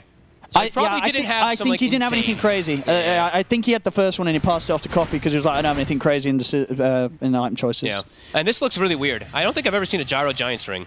This actually does not look normal. What the hell's wrong with his thrusters? I don't know. Oh, I guess it's just massive. He's huge. Why does it look? It looks extra large. Maybe because he's a floating hero. It looks like some sort of like Agslab boss. That's pretty cool. Dude, it's Dr. Robotnik, I think, actually. Just straight Dr. up. Robotnik. Look at him go. Dyer's All right, Aegis. What Dude, else did they- if only they're the Panga, they don't have the Sonic counter. True. Yeah. It's actually true. Dr. Robotnik might be a bit too much for them here. Okay, Fly, he's got a pirate hat also, so, I mean, his isn't as impactful, but it's in terms of the gold. And that will probably get him as a refresher a little bit sooner. Gunner has a gem, sees the SF. Oh, he's going to get the opening. It's a lot of damage. Crystalis is going to get turned into stone. They're able to save him. Xantic coming in clutch allows Crystalis to get the blink out. Gunner tries to keep the fight going and try and get a catch on somebody else. It's not going to happen. What an enchant remnant. Gunner. He's ready to go again. This time he's going to go on to Xantic. Yuma jumps in with the BKB. He's bringing in the damage and he's got it. He's able to take Toby down the ones. Crystalis, he's got to run with the Silver Edge. Gets out with the Invis. Refresher from Xantic. He's ready to go round 2, but Yuma's doing the damage. Takes out Panto. Copy holds his ground with the BKB. The Embrace comes out here from Toby trying to protect himself, but they're going to be able to take him down low a second time. I'll put the cheese, Toby. Will it be enough to save him? Xantic's back in on top of Copy. Cold Embrace again. Toby still alive. How is as he Toby survives alive? throughout it all. Gunner's trying to get back in. Yuma blinks back in once more here as he comes in with the buyback. Gunner falls. Now turning over towards Xantic. Can they finish up this Earth Spirit? They can. Yuma comes in clutch with the buyback to make sure this fight doesn't fall completely apart for them. Of course, he did lose that rapier. They recovered one. Lelis got one of them back. Crystalis whoop, does a lot of damage there with this rapier that he's been able to pick up. That's a lot of buybacks they have to use. 3 buybacks from Nouns to try and keep that fight together, but indeed a rapier exchanging hands. I actually thought that Nouns was going to be able to probably take that fight, and then Toby, I lived feel so like long. he tanked for like, I don't know, I feel like he was tanking a rapier sniper for 30 seconds or Oh something. my goodness. The Cold Embrace just putting in massive amounts of work, but allows his team to just get on top of everyone. The save from the Enchant Remnant, obviously in particular, the first thing to turn everything, but holy moly. And the good news for Yuma, of course, he's pretty close to being able to buy a second rapier. This is true. He's going to have that, but yeah, you see on the numbers now after that fight with the amount of buybacks they had to use on Nouns and the fact that a rapier changed hands over towards the side of Liga on the Crystalis, it's a 45k gold lead now for Liga. But this gold, it feels like a less of a gold lead than like a 20k early game one though, because of these Because of the late rapiers game, and the game. the super late game changes things quite a bit. Oh, Jump forward. Gunner tries to get the setup there as he gets bitten by Lelis. Dyer's middle tower Nice play from Lelis too. Just small little Aghanim save that he did in that last fight also, but then just getting the recovery of the rapier. He literally he picked it up right. He Yeah, he straight grabbed ran it. for it right afterwards. Yeah, made so. sure that he could bring that back for Copy. I still want to see, like, I want to see Vlad's. Please, one of you these supports. But one of them did buy it, didn't they? Lelis or Fly, Yeah, they did. buy it. Oh. Please, I want this Vlad's for these rapier cores. I mean, I'm still Fly seeing can them- get it. He's got slots for it. Yeah. Get I rid know of that that it windlace, does. get rid of that wand or something, pick Yeah. up that Vlad's. I do want to see it. I mean, little things all matter at this type of stage, especially if you're, now you used all these buybacks. It's that the next fight is probably your last unless you can delay another 6 minutes. So, do want to see that. Yeah, ET hit 20. Everyone's hitting their 25s across the board, so. Try to keep track of the Book of Shadows, too. That fight was just, I watching Toby Yep. just tank so much. He really did that fight. If they could have taken him down that little bit easier, then would have been a different situation. Probably wouldn't have had to use as many buybacks as they had to in that fight there, Nouns. But now Toby's gonna have a Satanic as well, too, so a lot of extra healing on top of that for himself. A crazy game. We've really had quite the treat here in this game one so far with the back and forth. 1 more minute. I think we're going to get there. Yep, but then we are longer than the longest game at TI after just 1 day here. After just 2... Well, that's not true. Well, We've got, there's what, others 2 streams? How many streams? A handful of series have been played so far in this tournament, and indeed, we're already there. How many refresher shards are still left? I know they still had 1 on the ET. That is an aggressive noise. And the Shadow Fiend. That's the Arcanist armor, right? Yeah. I feel like it's gotten louder over time, which is nice. Because I feel like some of these you can't tell when they happen. Well, let's have a look. Liga. They want to try and shut this down before the 69. Yeah, they're thinking about that. Toby. And this friendly shadows is annoying. Look, they're smoked or invis. And Toby's able to play a lot easier around in the fights because of this. Some cool impact. Still being careful though. 40,000 gold lead, but high grounds are devastating. Especially versus a sniper. We need to get a pirate hat check. Make sure both are digging sufficiently. Yep, Fly, Panto instant. digs. Yeah, they're both Panto on the instant dig. They're really on point. The 5 positions tend to be on point, you know. Good Score stuff here. players, they don't dig as much.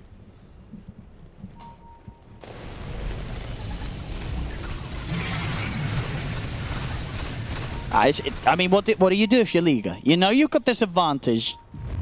Do you try for the high ground, or do you just wait for Nouns to come out? Because the high ground's still going to be difficult. You'd want to fight when they don't have all these buybacks, I would say. There's 3 minutes where they don't have them, so Sure. you don't have yours on your ET, but... Gunner. They're going to use the curse for the setup. Gunner's going to get rolled in upon by Xantic. He's very tanky. He's able to get the grab on towards Xantic as well. They might have to step back a bit from this Liga. They get the first player onto Yuma. Yuma getting burst pretty low. Xantic rolls in very aggressively. He's ready to stand his ground here with the stone form. He's off the map. Wait, that's an awkward one. Oh, wait. He's going to get sent back to here. Wait, Xantic, he's gone. Uh-oh. Over-aggressive. They went a little too deep there. This is the risk when they're trying to break high ground at this late stage of the game. It's just going to be so hard. Even if you have this gold lead, it doesn't really matter. That breaking high ground against a sniper gyro double rapier, it's always going to be difficult. Yep, and I mean Snapfire overall, I think solo killed the ET. The kisses, they're pretty crazy late game. They do an insane amount of damage when you've got that 25 talent. So. Oh, Chris, look at this. This is sneaky. He's under a sentry. They saw him momentarily. But yeah, that was probably the worst way, I would say, for Liga to start the fight. They started on the Primal with Arcanist armor and everything now at this point. So he's at 5,000 HP, 60 plus armor. So it'd be crazy how tanky he is. And it's kind of a tough start to take the fight, right? Where you're playing around this area with that wall that you can't cross into the base. Yes, absolutely. I mean, that barrier does cause some issues. I'm sure there's ways to jump over it, get past it and such, but not everybody's going to easily be able to enter the high ground from that point. No, and not everybody can match Xantic's rolling into the base there. And I think he did it. The angle of the Remnant and the kick, too, wasn't really the nicest either. He got put in the same spot rather than kicking himself up and maybe resetting out, so... I mean, they tried to force it, though, because these buybacks were on cooldown. They're starting to get close to being back up, 90 seconds or so. 1J. Trying to get out on the map, get what information he can. By the way, he bought a halberd, which is kind of cool. So he's got like a lot of different and there it is. Ways of saving. And they did buy the Vlads on 71 minutes, we got it on Fly. Thank you, Fly. This game is, even though it's that 29k gold lead, it still is really anybody's game. Absolutely, especially once this minute passes and the buybacks are back up. Yes. Gunner? Holds back on that immediately as soon as he sees the Lotus come out. Xantic's trying to see if he can punish. And now they're backing off. He's got to catch either Copy or Yuma with the roll, though, initially. They do not want to go on Gunner first. Gunner, Arcane Rune. But they don't have the ET with them right now. Panto. No. Still separated from the rest of the team. They're just going to go fully back to base. They don't want to try and risk a fight outside of the high ground. They know how strong they are when they hold the high ground. At this point, now they don't need to take any risks outside on the map. No. Play for that high ground defense constantly, because you've shown you can still absolutely take 5v5 fights. The game is even though it's a 30k gold lead, it feels like maybe a slight advantage for Liga, but pretty dead even. No, I think like so. this Rax's bottom don't It matter. really is, especially with the buyback status. It's coming back up in 14. It's basically all good now. Yeah. Pretty much, yeah. Everybody's going to have buyback now. Liga, they'll have the Roshan advantage because even though the smoke's coming out for Nouns, I mean, yeah, they can't make it here in time. So this should be now a question for Nouns if they're going to see this Aegis being picked up and they want to fight it, or if it's just a case of getting back to the base. Because I imagine the TPs are probably still on cooldown, right? They are, actually. They can't get immediately back to the high ground because of that TP back they made when they pushed out bottom, or at least made the move into their own jungle. So they've got to be careful. They'll probably cluster around a ward, because if they can have a vision advantage fight, then that's maybe what they'll take, but yeah, maybe just wait until those TPs come back up and then go back. Let's see what their choice is. How much more do they want to stay on the map? They have the option to TP back now. Refresher's going to get sent out to Crystallis. Now he's 9-slotted. Literally 9-slotted with Force Boots and bots too. I guess no one else on the team wanted the Refresher shot. They're going to send Yuma in! They're going to send him straight on towards Crystallis. He's in. Has he got enough damage to hit Crystallis down? Crystallis is healing up here with the Satanic. Fly's got the high ground vision to make the flat cannon keeps doing work, but the curse is there. It's the Requiem. Crystallis had the fire control. They take him down. As Yuma, he's out for 2 minutes, and that's the Rapier hitting the ground. Copy. He's going to try and hold his position here. Pots the BKB Fly, trying to get the overgrowth, but Crystallis is able to keep his distance. It's Antic. When Rakering away, L1ga, they've got Toby on the side, tanking the kisses through with the cold embrace, and that's Antic. He'll back off now. They force out the buyback here. See if they can get more. Yuma trying to chase out Crystallis. The BKB, the Satanic is back up. CTP's coming in around the outpost. Gunner holds his position, grabbing Panto, but Gunner's very low. Copy's hunting for Crystallis. They found him. Yuma, he's going straight towards Toby. They take Crystallis out on the side. That's a Rapier down. They get the stun control there, but the push to the side. Yuma's able to separate from them. Gunner's gone. He'll buy back immediately. Copy's getting to do sniper things. He's just peeping them from high ground. And this time round, you look at the buybacks, it was L1ga that ended up having to spend 3. Only 2 for Nouns. They get a Rapier, another one onto that gyro. Oh, there we go. Double Rapiers for Yuma. Crystallis couldn't get away. He kept trying to reset himself to hide from this sniper and stuff, but they just kept finding him. I believe Lelis spat the sniper also on top of him, so he couldn't get away, so that Rapier drops. Fight was totally split up. I mean, and now with that fight going the way it did, now they're I don't think we're going to see them try and push for the high ground anytime soon, L1ga. No. But that was, I mean, it's such heads-up plays there. There's so many little spell interactions that we can talk about in that last fight, but the way that they want to take the fight is put vision down and jump immediately onto a target. And that's what they did. Fly jumps across on the other side, roots 3 targets while they're getting the burst. Constant like resets and fights have to happen, but overall Nouns, they're able to get the success because the one main core Copy survived during all of it. 1J. Oh, they're both very close to one another indeed. Splitter coming in, but Copy's able to dodge it off to the side. Gunner heading forward aggressively. I mean, still no Zantic for 30 seconds. 1J able to get away with the book. Oh, it's going to be difficult to force out the buyback from Zantic. He should be fine to hold off for 20 seconds. They're trying to push in nonetheless here, Nouns. Bottom lane's getting pressured by creeps. They'll have to respond that eventually. They've only got 1 tier 4 left. 1J. Trying to inch forward here, Fly. He is. He's got the connection in onto Fly. Hard to go for him though. Crystallis is going to commit, and that's actually enough. The rest of Nouns, they'll bail away. They don't want to try and waste anything to try and save Fly. They have to go back. Tier 4 is dying. Half HP on it. Fly.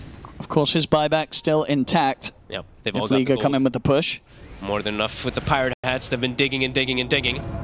Main target for L1ga. I mean, if they can find Yuma, would be pretty huge. Yeah. He doesn't have that buy, but not the easiest of targets to bring down. And with these, the rapiers back in the hands of Yuma, having the 2 of them, we see that. Actually, what's he going to do? He's going to leave one as the backup. He was dropping them quite a bit. He was doing that a bit here. Maybe they're discussing like, does he want to hold it or does Copy? Because Copy has buyback. We'll have to see what they want to do with that. Either way, these jumps are very interesting. Wait, they can't give it to one another, can they? What do you mean? Sorry, apologies. I mean, like, if he dies, he'll have one to go back. Just saving one as a backup one, yeah. I mean, obviously, with the fact that there are these 2 rapiers on the gyro, Crystallis, you know, he knows he has to get his own. You know, he has to be able to stand toe-to-toe with the DPS and be able to sustain with the Satanic heal. And to do that against the double rapier gyro, he's got to at least have one himself. Yeah, and now we're seeing Fly, he is getting the Ags. At this point in the game, when things are getting stalled out, then the Ags is definitely valuable. Super valuable on Tree. It's just so hard vision. for L1ga to break the high ground once again. It's only going to get harder. Nouns holding. This is anybody's. This game is wild. It's as even as it comes. Buybacks could be the difference I mean, that's maker, the thing. Probably once again, when you look at the buyback situation, would you say one team is in a favorable spot, or are both teams going to be like, we just got to wait this 4 minutes? could see the weight, but because Crystallis doesn't have it, but Yuma doesn't have it. Copy has it, but it's Zant. It's like kind of exactly the same of who ends up having it. Snapfire doesn't based off gold, but he's going to very soon from the Pirate Hat, so maybe based off of that, Nouns will be a slight advantage in terms of buybacks. Who knows at this point? Copy is able to get that next bit of progress. He'll get the Ag's Blessing. So That's a big deal. a little extra bit of a quick setup with the Assassinate. It's a big deal when you've got a Rapier.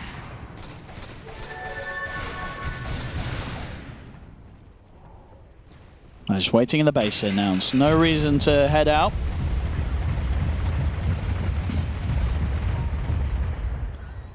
I mean, how much does Assassinate do with this? It doesn't do well over 1,000 damage, right? Because it's with your So They're going to try and creep out of the base here now. It's risky. But at the end of the day, they can, I guess, hold the high ground for as long as they want, but it won't necessarily win them the game. They've got to take a little bit of a chance. I think Fly wants to get these wards and eyes out, right? If he starts planting these eyes of the forest everywhere, if they start getting full control of everything, then they can pick and choose which fight they want, and it will probably be pretty difficult for Liga to take out the Vision. They have a Bounty Hunter, but you need to get like a Quelling Blade and stuff, or Force Staff through them. I guess they have Force Boots, but yeah, you'll have to start cutting trees down, which is... It's not it's like kind of whatever you do, there will be Vision upon you. There's gonna be Vision. And Vision at these points in these games, get away from the gold lead means like nothing. Like, it's all about who gets these type of jumps, who gets the better full analysis of the team fight. Now Crystallis, he's going to get the career out, get that Rapier, I imagine, sent over. Last time around he was playing with it in his inventory instead of the Hurricane Pike. So I imagine he'll do so the same. And with that, he truly is completely slotted out. Again. Because he had the Rapier before. But that is true, yeah. But did he have the bots upgraded last time? He did. Oh, he did, yeah. okay. So he is done. It's the time of the game where you start buying moon shards for your teammates. Treat your ET to a moon shard. That wouldn't be a bad shout, right? I mean, Panto's not attacking. I gotta be real. Oh, okay. I don't know. I was hyped because of the Mask of Map, but he can't actually get in because he's playing versus Gyro Sniper. He dies so fast. That is true. When he runs in. It's just such an incredible amount of damage. So, yeah, I had to get this kind of Ghost online instead. Give him a chance to live. Okay, can Lelis start building toward the full hybrid? He's a full magic build. He could. He can start converting to a right. It's going to take time. But if they have anything this game, it probably is time. I mean, if they die and he starts scooping up some rapiers, I mean, this game could go on for a while. Oh, yeah. And every time I say it, it ends abruptly. But this game could go on for a while. No, this is a good one.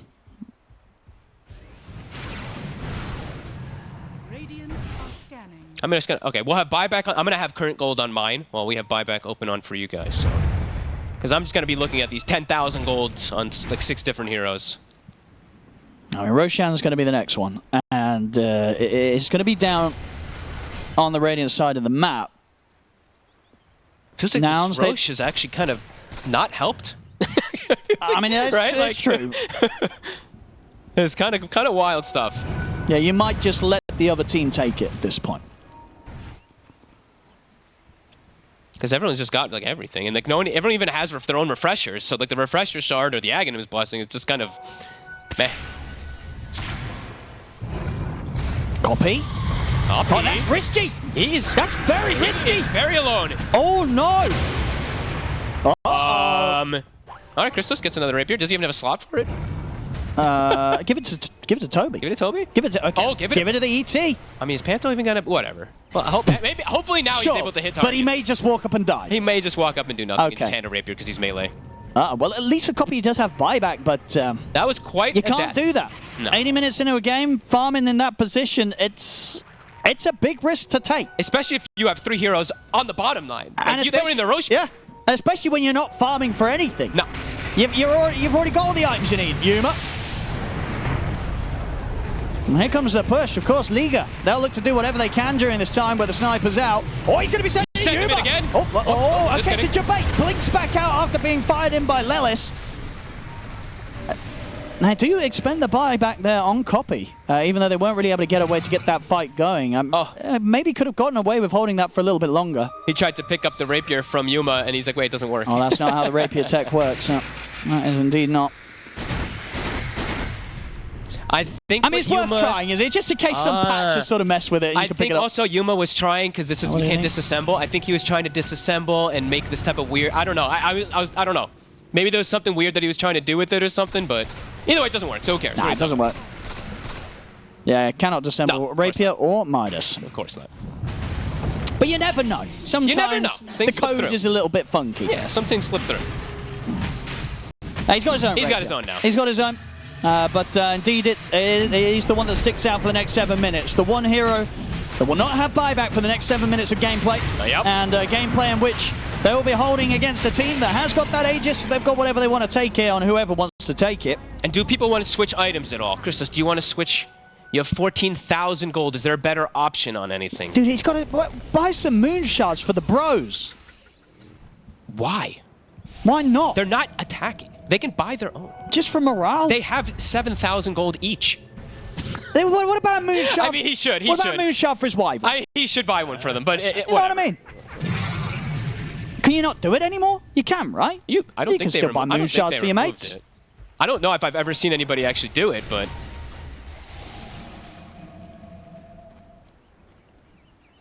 All right, Nouns. 7 minutes, no sniper buyback. Copy. It's something that Liga can punish. Yeah, he has to be so careful. If he's seen on the front lines again, it's game over. But Yuma doesn't have a consumed moon shard either yet. Yeah, surely he does. He doesn't. Oh. Well, that's... Maybe he forgot. Come on, Yuma. He forgot that he could buy them for himself. He forgot they existed. Well, maybe he doesn't want either because he wants the gold to be able to buy that rapier when he... Maybe, sure. He's thinking about the backup rapiers. Yeah. Because you know what? He's still got the backup one. He's got the backup. Yeah, he needs the backup. The backup. Oh, there you go. Santic. I mean, Scouting. he needs that moon shot. I don't see why not. You don't want to backup. There's more things that they're thinking about in the game. I guess right? so. They're very focused. Was that courier with 3 Roshan banners I think on? it was 3 or 4, right? Wait, where is that at? Where is that? I Courier? saw that pop up. It's coming. 3 Broshan banners on the ET courier. Dude, if he gets 4, he gets the secret item. If he combines it with a block of cheese. With cheese, you get... I don't know what you get. Do you just drop all 3 on one spot? It They stacks. can't kill, you can't kill 3. It overdrives the creeps. There's 1. All fly, careful. Yuma. There's 2. 2 banners. Gotta be careful as well. Gets clipped by the stun. They're pushing. Toby. That's it. Oh. Toby. Yeah, kick him out. Okay, that's 2 banners. I believe they still have 2 more. Wait, they had 4? They only had 3, right? No, they had 4. Bounty had 1 also. They did have... Wait, okay. Oh, they had... Well, no, because the 3 were on the side of Nouns, right? No, the 3 Oh, were on they were all 3 were on ET's courier, 1 was on Bounty. And they used 2 there. They still have 2 left.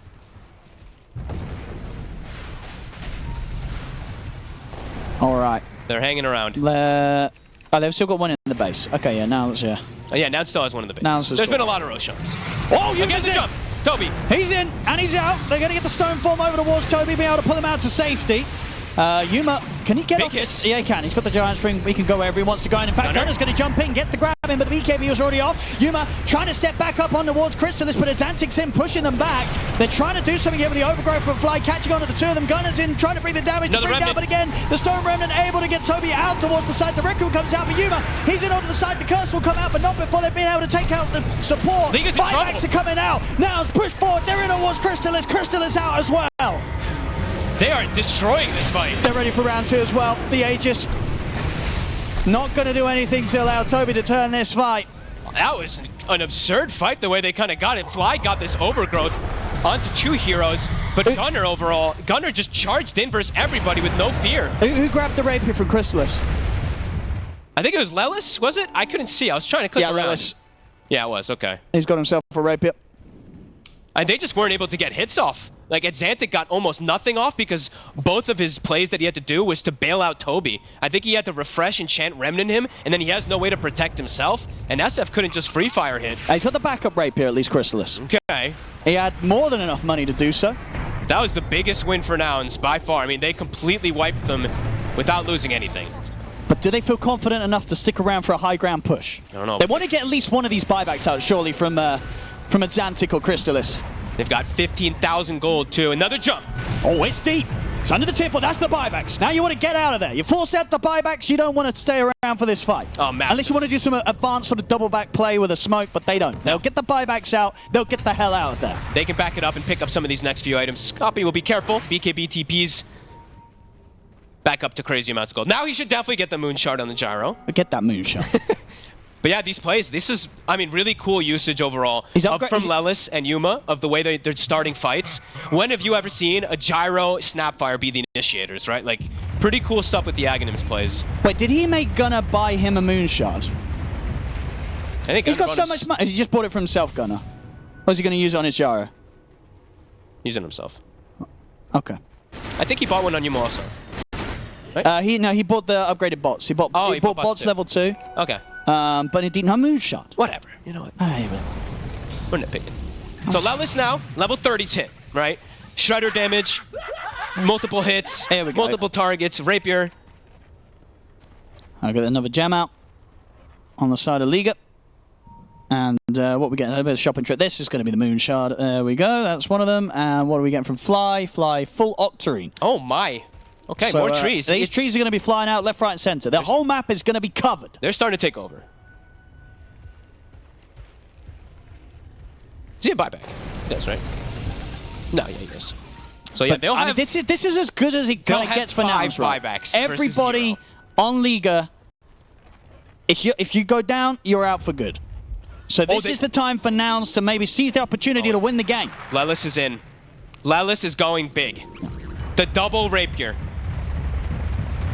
So he's going to be able to what? Spit Yuma in or Blink copy in. it, and then also blinking himself, and then just the immediate kind of physical burst coming from that sort of initiation.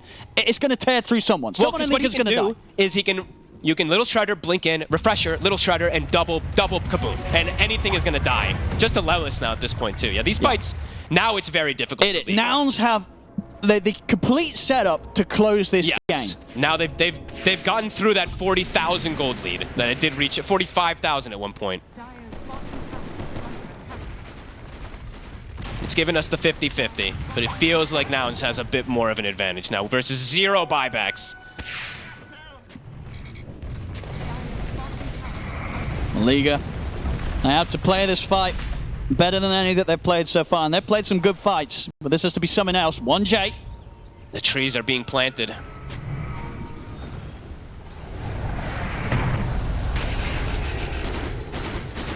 Just the initiation is so terrifying for Nouns. This Gyro could come flying at them through the assistance of Lelis. And even if he doesn't, like their distance that they hit from, it is insane damage. They've got the mid lane in, they've got that bottom lane in. Still so much time for these buybacks. 4 minutes of pain for Liga. Rax is dropping. Rax is not nearly as important, obviously. I mean, they've been very careful about this now. So really, it's up to Lelis really to make the call of who he wants to spit in. Him and Gunnar, they can make the call of how they want to make this fight happen. It's a lot of pressure on Lelis, right? It's one of those moments, if you make a good spit, it's game over for them. If you make a bad spit, it could be game over for you. And Tanny's going to try and initiate in Yuma. He's able to find the two of them at the side. The Earth Splitter comes out. Yuma straight on top of Chrysalis. Chrysalis trying to heal up with the BKB. Tanny, the cards comes out. Chrysalis, can he continue to sustain through this? All the corner brace there. He dies through it. He's gone. 3 of them dead. This should be game over unless Xantic and Toby can do something insane, and they cannot. 5 dead. GG is called. Nouns will close up this game 1, 91 minutes in. Holy crap. I mean, what a really interesting kind of way that they've identified of how to win the game. It comes to the back of Lelis'. Thank you very much, MOUZ. Yes, we're ready to get in the action of Game 2. And that way for that Game 1, if they were kind of playing chill, they played pretty well, right? Liga gave Nouns quite the run for their money in that Game 1. Couldn't quite close it up, of course. Nouns finding the superior position to hold in that crazy 90-minute game and find those winning moments after it all. But yeah, let's see if we get another crazy one out of this Game 2. And it was no fair. Pretty much said he didn't like his draft from Game 1. What did you make of his one this time around here in Game 2 from Liga? I mean, it's got a lot of cool wombo combo, that's for sure. Nagasarn plus Enigma plus Willow always has really cool ones. Same thing with the Monkey King. But I mean, I didn't hate their drop the last game that much. No. I thought it definitely had problems that you could get to in the later stages of the game when you're playing versus like Sniper Gyro scaling, but I don't know. I had problems, with the Wyvern and stuff a little bit, but you know what? Whatever. think this one definitely, it has cool opportunities to be able to seize. It's just, I'm worried about the tempo that Nouns can set, because they have a really fast-paced draft. They have Pugna, they have DP, they have Luna. Bottom lane. They have a good start. They're going to be able to take towers early. They're going to be able to take him out. Not a bad start to having their safe lane there, grabbing first blood for Crystalis. And just on the topic of the push, and this mid hero in particular, right? This is something that you feel that we're probably going to see quite a bit, right? This hero, Death Prophet, has a lot of potential. I just wanted to see it more and more. I wanted to see this facet in particular. I know it's still mixed in pubs. People really like the one where you get the spirits that look like the heroes and stuff like that, because it's stronger in terms of some situations just for aggressiveness. But this one is really cool in defensive purposes, and probably overall better, because sometimes DP can just get burst and struggle a lot. So definitely an interesting and strong hero versus the spirits. So that's why I was actually asking for it in the green room as a joke before this game, and we actually got it, so I'm happy. Because yeah, itemization, glad Lacoste said it as well too. Atos is fantastic this game to catch the storm, prevent the Monkey King, and just a great stat item overall on DP, so. And the reason why we see it, of course, is the buffs. They said on panel, but more spirits, you've gotten so many buffs across the board, and you got the facet. It's been a while since you got this facet, but we haven't really seen it in pro play too much. This will be another very difficult lane for Xantic, just like last Top lane. Should be another kill here for Liga, as L1ga able to help Toby take down Fly. This lane in particular is devastating for the side of Nouns. You cannot really play too well up here with Tree plus Luna versus these Eidolons. Not much you can do to clear them out, so Toby should have a very, very good game, at least in this early game. Yeah, we can see the proficiency on the heroes for Liga. 3 of them pretty much up at their master tier level. And mid lane at Xantic, he's got the fair fire. Nice play. Still getting bullied back out of this lane. As Copy, quite like what we saw in game 1. Very different heroes, but very similar situation where he's able to get this high advantage early on in the CS. Maybe, this one I feel like he's actually bullying harder than the last one, the Sniper versus Air Spirit. This one he's really putting the pressure on. Bottom lane again. Every single time that they see Lelis having to use the Decrepify, they're straight on him. They know he's got nothing else to protect himself with, and they're finding these early kills. The power of the Naga Siren, the laning phase of this hero is just insane. And Crystalis, he is playing, in my opinion, his best hero. His most played hero, that Monkey King. So yeah, it's a ton of slow. The Orb of Venom plus the Deluge, you're not really moving after that first Decrep was used. Yeah, and all in all, with the way that things have added up throughout the draft, how's sort of the outlook of this game looking for the impact of what Lelis is going to be able to do on the Pugna? That's a good question. It's gotten a lot of buffs. Like, this Nether Ward damage it's pretty high. You're also going to be healing a lot, in particular for Storm. If Storm tries to zip and ever kill Pugna and you have this ward down, you're full healing. Every time Storm zips, this Pugna in particular just gets this big heal. So this hero always has crazy potential in almost any game. It just is, are you able to get the opportunities where you get these decrep heals and stuff? Decrep resets. Which could definitely see him getting. He's playing versus Monkey King. This decrep is going to be very, very valuable throughout the majority of this game. Has to be careful in lane, though. We've already seen 2 times. Yeah. Well, they've been able to play around the Decrepify defensive potential. And he's going to Decrep himself here. This Gunner's got the safety to swashbuckle away. This is not an easy lane for Nouns. Gunner is handling it, though. His CS is pretty good. 22-4. Yes, they're constantly getting bullied, and now he might die again, but the CS is quite nice. Here comes that reel in. And they've got the Boundless. It's enough once again. Another kill here for the safe lane duo of Liga. Panto wants more. Well, they could look to try and dive for Lelis. They got a Primal Spring at the ready as Crystalis. Ooh. That's the case. He's going to have to play careful because the TP comes in from Fly. They want to bail out as soon as they can. And Panto, quick TP out in the trees. He'll get away. And Crystalis able to back up. So good response there to Fly coming in. They don't try and push the issue and push their luck. 4-0. And they've taken the Luna out of the lane top now. Toby can start probably taking this tower here, actually. He's got the catapult wave. He cuts the wave as well, too. So this top tower is in jeopardy, especially now that Fly had to leave to go bottom too. This could just go down. So Toby, he's going to have an explosive timing, one of the faster ones for the drums. Just like Fear was saying, he can definitely move from lane to lane. And we're seeing as well, sure, in the mid lane, Copy of course, completely won this matchup. Yeah. But Xantic's able to keep up. He's backing up, he's doing a bit of jungling, and making sure that he doesn't get left completely behind. Yeah, Fly's just going to go and annoy him. Soak, maybe contest some of the CS and stuff like that, but he's starting to get some recovery. Yeah, still, just Gunnar did die, but yeah, his CS is still pretty good on. You know, he's actually only 500 behind a Monkey King Naga lane. Sometimes these lanes could be pretty devastating for something like that Pango. That's why they wanted the Monkey. And he's doing okay. Not great, but I thought it was going to actually be much worse for Gunnar. Yeah. And Copy should be able to get into a good position to be pretty impactful quite early, right? With the farm that he's getting in the mid, he's going to be able to get the Rod of Atos rush online pretty fast this game. And then he can look to start making plays around the map and helping out the team sort of push their objectives and make sure that Liga don't get too much out of the side lanes. Yeah, no, definitely. And the damage overall, looking at the side of Liga's draft early, it's kind of limited, especially for something like a DP. They don't have this big burst that's going to come out early. So yeah, Copy could definitely get a lot done with this advantage. Looking to play around bottom with maybe the first Exo. He wants to get a kill and a tower. Not going to find that kill chance. Oh, now he might. Panto does walk back in.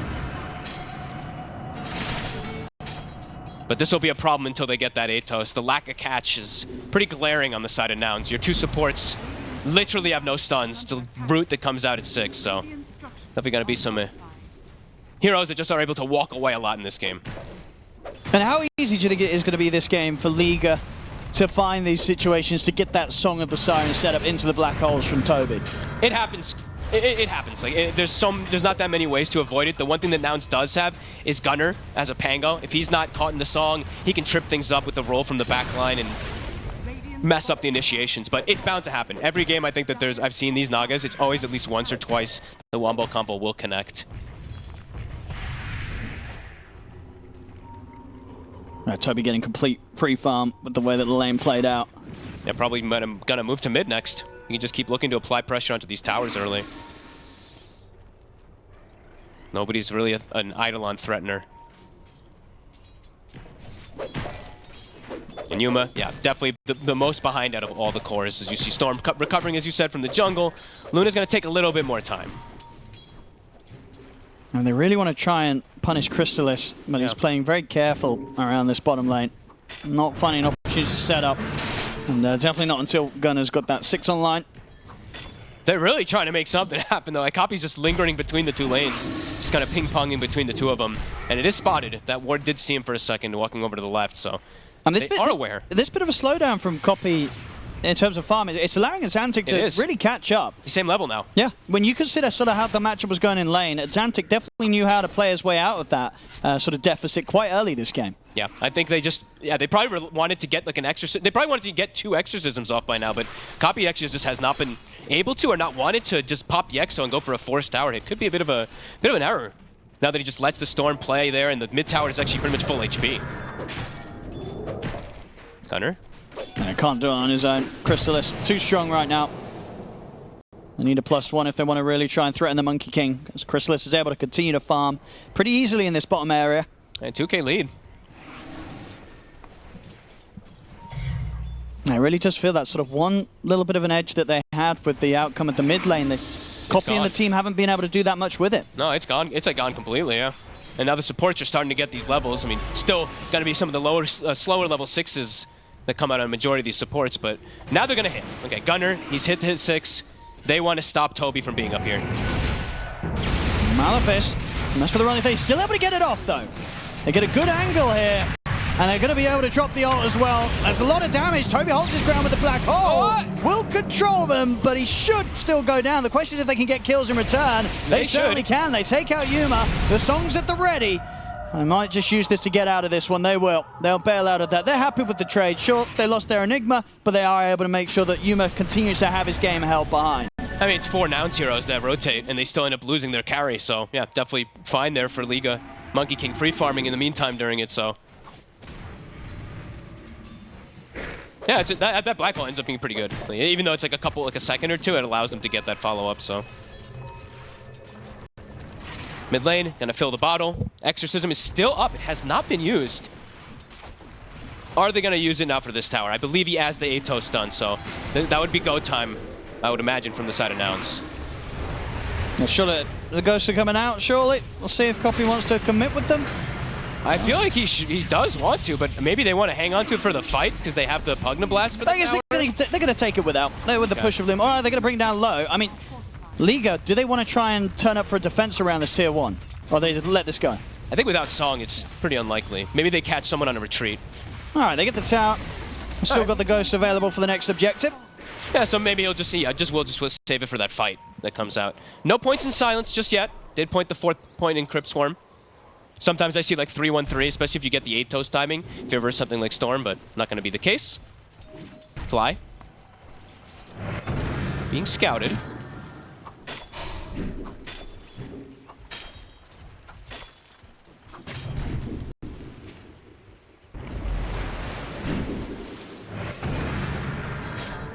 Let's see where I'm keeping it tabs of copy. I just want to see what he wants to do with this DP next. Because he's got the timing on 8 toast, but doesn't look like he wants to make a move toward anywhere. Because bottom there's no tower, mid tower has already been taken too, so looks like he's unsure where to go. Has the point in Silence now at level 9. Dire are scanning. Oh, Xantic. there's the setup. Atos into the Silence. Rolling Thunder coming in as well. He's able to get the connection just in time and back to the high ground. Oh, it's close. They do get the job done. It's Xantic taken out. Perfect timing. And if he messes up any of those type of bounces there, he gets away. So nicely done there from Gunner. Ghosts are out. Not going to hit an objective, but they got to kill at the least. And they might get another catch. Oh, just kidding. So around the mid, I mean, Gunner. I mean, 1J steps very aggressively up for that bit of damage that he gets in. It cost him his life. May have been able to keep them around long enough to try and get some action in return for Chrysalis. He's in on a copy. His heal just came back in. The Overgrowth comes up and he's got the Spirit Vessel upon him though. Chrysalis can't self-sustain. He's dead as well. Ellis gets the double. And now they turn towards the Xantic. Black Hole's going to be there for Toby. Holds down the 2 of them. Have they got the damage to kill off Copy? They do. They bring Copy down, but Xantic, he's actually used all his mana for this, so he dies at the end of it all. The song comes out. It will allow Toby to get away. Panto, what's the play here? He should also want to just run, and he will. So they get in. They lose Copy, but getting these 2 kills for Nouns, they're going to feel pretty good with this one. Definitely feeling the presence of this Pugna now in these team fights. And back-to-back deaths there for Xantic. So Galvanized stacks, they're gone. He's at 0. And this was, I actually think perhaps, I'll say it, but whatever, but maybe a slight misplay from Lelis. I think he could have actually maybe saved the DP if he used the life drain on him instead of an aggressive target. Because he got the defensive decrep and then went aggro with the life drain. Either way, they get these good kills, but they do lose Copy for it. Yeah, and Chrysalis, he can't really turn up to these fights with this Vessel on Gunner, right? No. The Vessel on Gunner and the him. Root, honestly, Fly was in perfect position to stop the attacks. Well, some good moves here for Nouns. Closing up that lead that Liga's had. Playing around those ultis nicely. And Gunner in particular, I have to give him a lot of credit. You know, it's a lane that it's a Pango versus a Monkey King.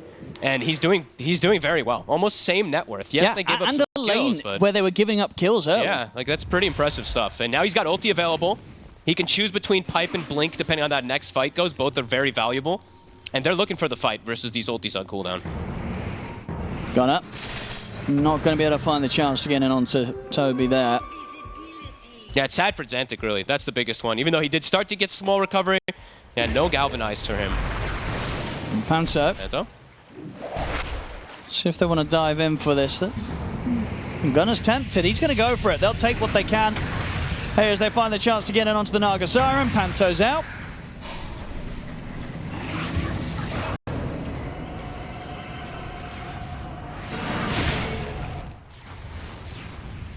Just playing nicely as a team here on the side of Nouns, while their Luna is just catching up. Yuma. Still bottom of the course, but it's going to start to get that recovery point very soon, especially if they keep playing aggressive like this. Bottom tower is under attack. Couple bounty runes, I think 3 actually going to the side of Liga, so a good chunk of gold. It went from less than 1k to 2k lead. Gunner. Look at the opening with the Bramble. Malefice into the Vortex, drag back Gunner. Is there anything that's a root? It's not enough though, is it? Ah, they didn't. No. That's close to, but didn't have anything else to jump out. But Chrysalis will also find Fly in the tree line.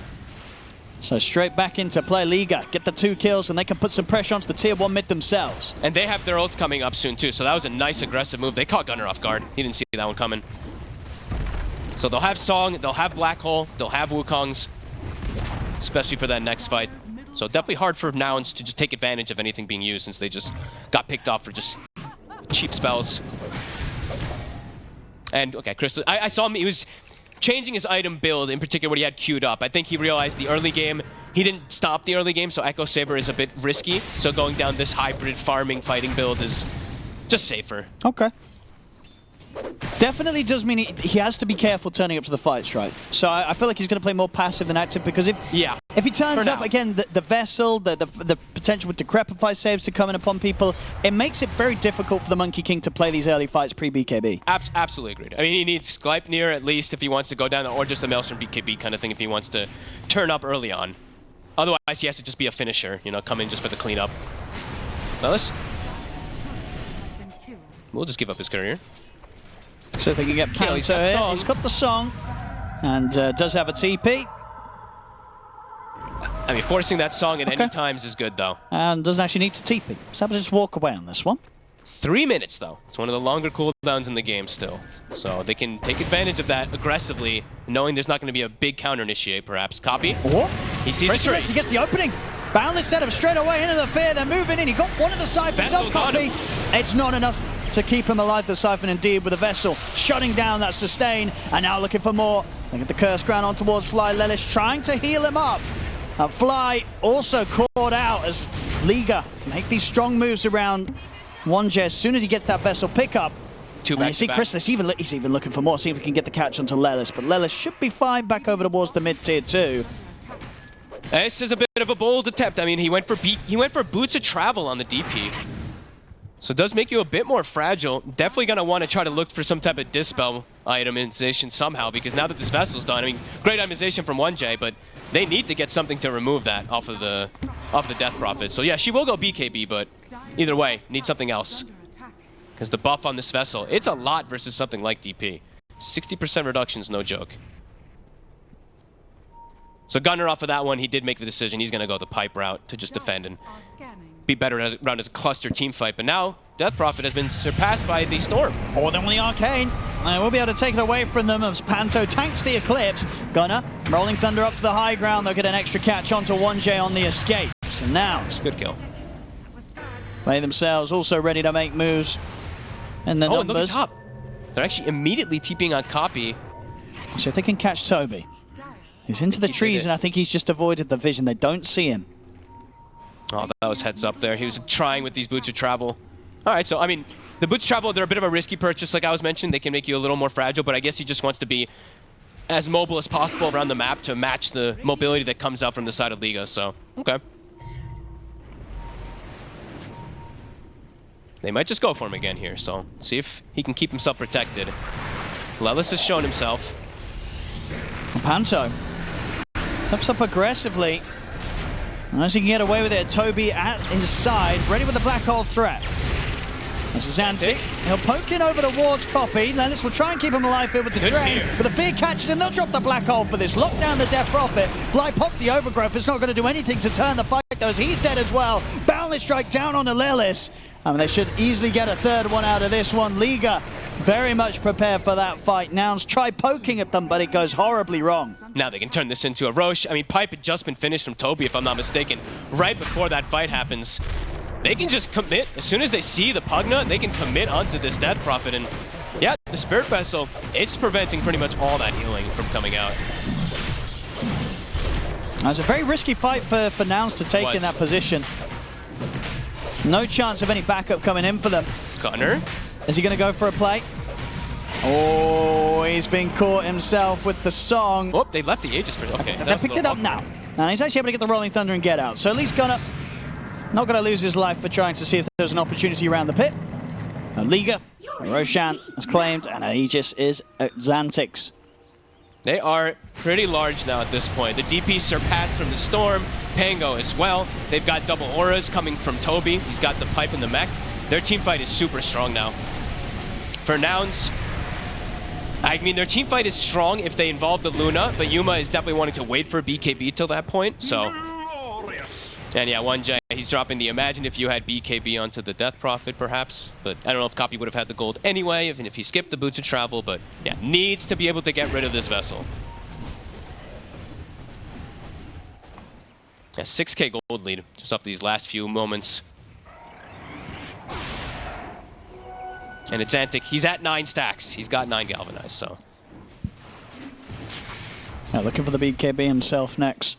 With the 4 minutes of Aegis, that should be easily long enough to buy him this time of safety to farm that up. And overall throughout the game, you know, I think we were mentioning in the panels talking about like early game aggression and tower pressure and stuff from Nouns, but it's just been met perfectly from Liga. Like they're actually just the ones dictating this early game. Crystallis finding chances to set up kills here in the tree line, and off to the side of Xantic starting to play around with Gunnar.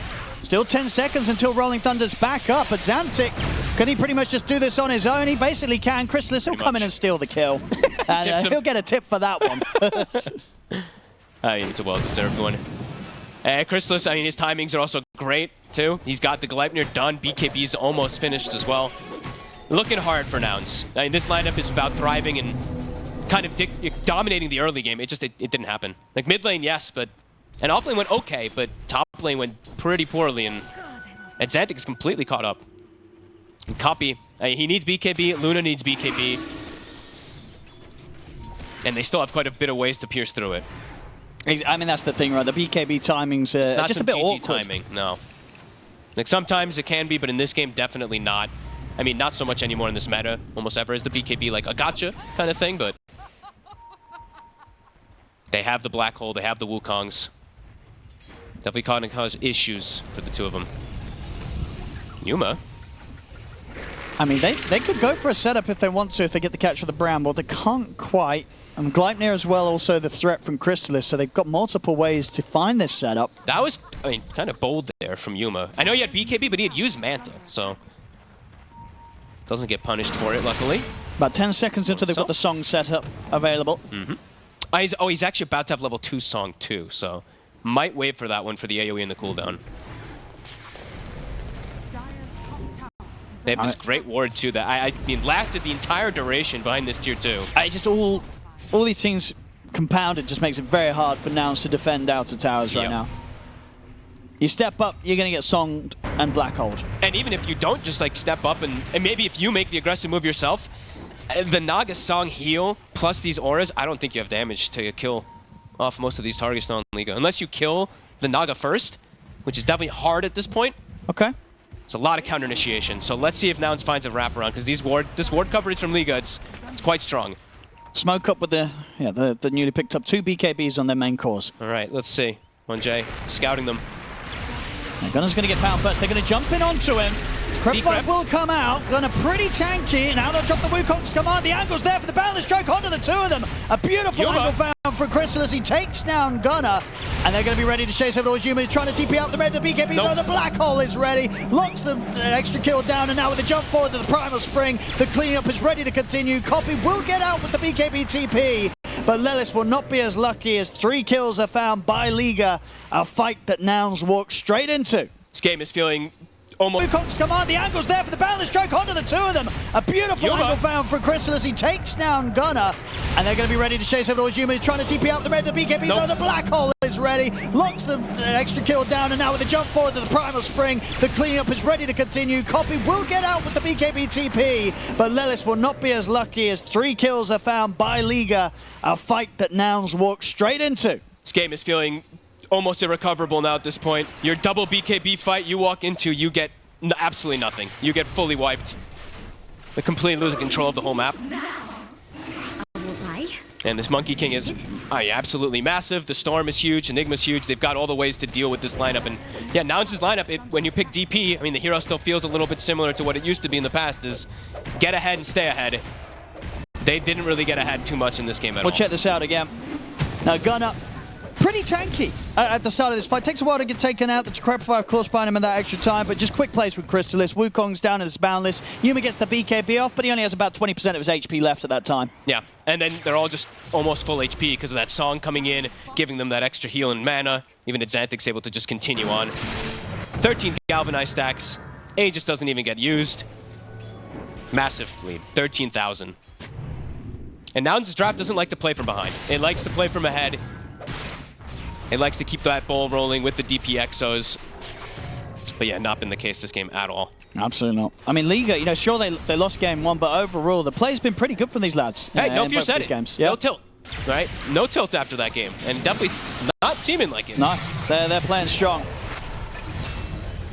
As they're making this game too look pretty simple. and what they need to do now to be able to close this one up. I mean, Nouns, they've got to come in with something crazy in terms of a team fight, and that just seems impossible to do as L1ga.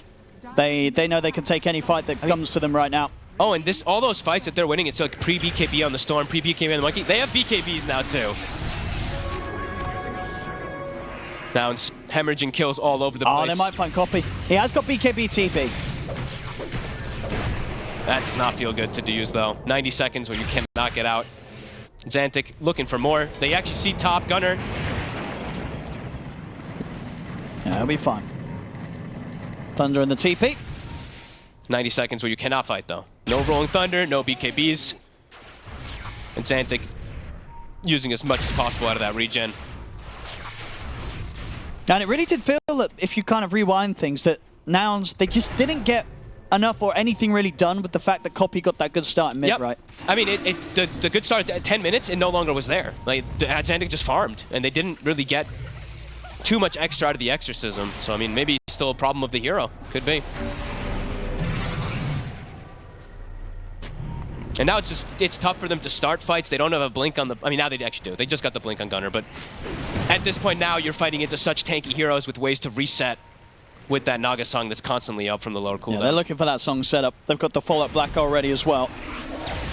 They're going to zip straight in on towards Lelis. Try and quickly deal with the Pugno, get the Decrepify off. Yuma tries to set up with Lucent Beam, but Lelis gets slammed down by the Boundless Strike. The ghosts are out.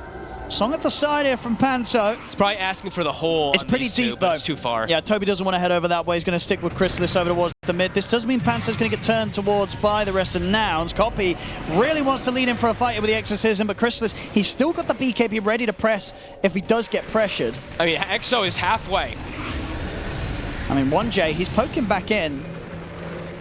They don't have the song, of course, now for an easy black hole setup, so it's going to be much more difficult for Toby to get in on top of them. EXO is wearing off. They've got to start looking to reset. Yuma, all the damage is going to come from him without EXO.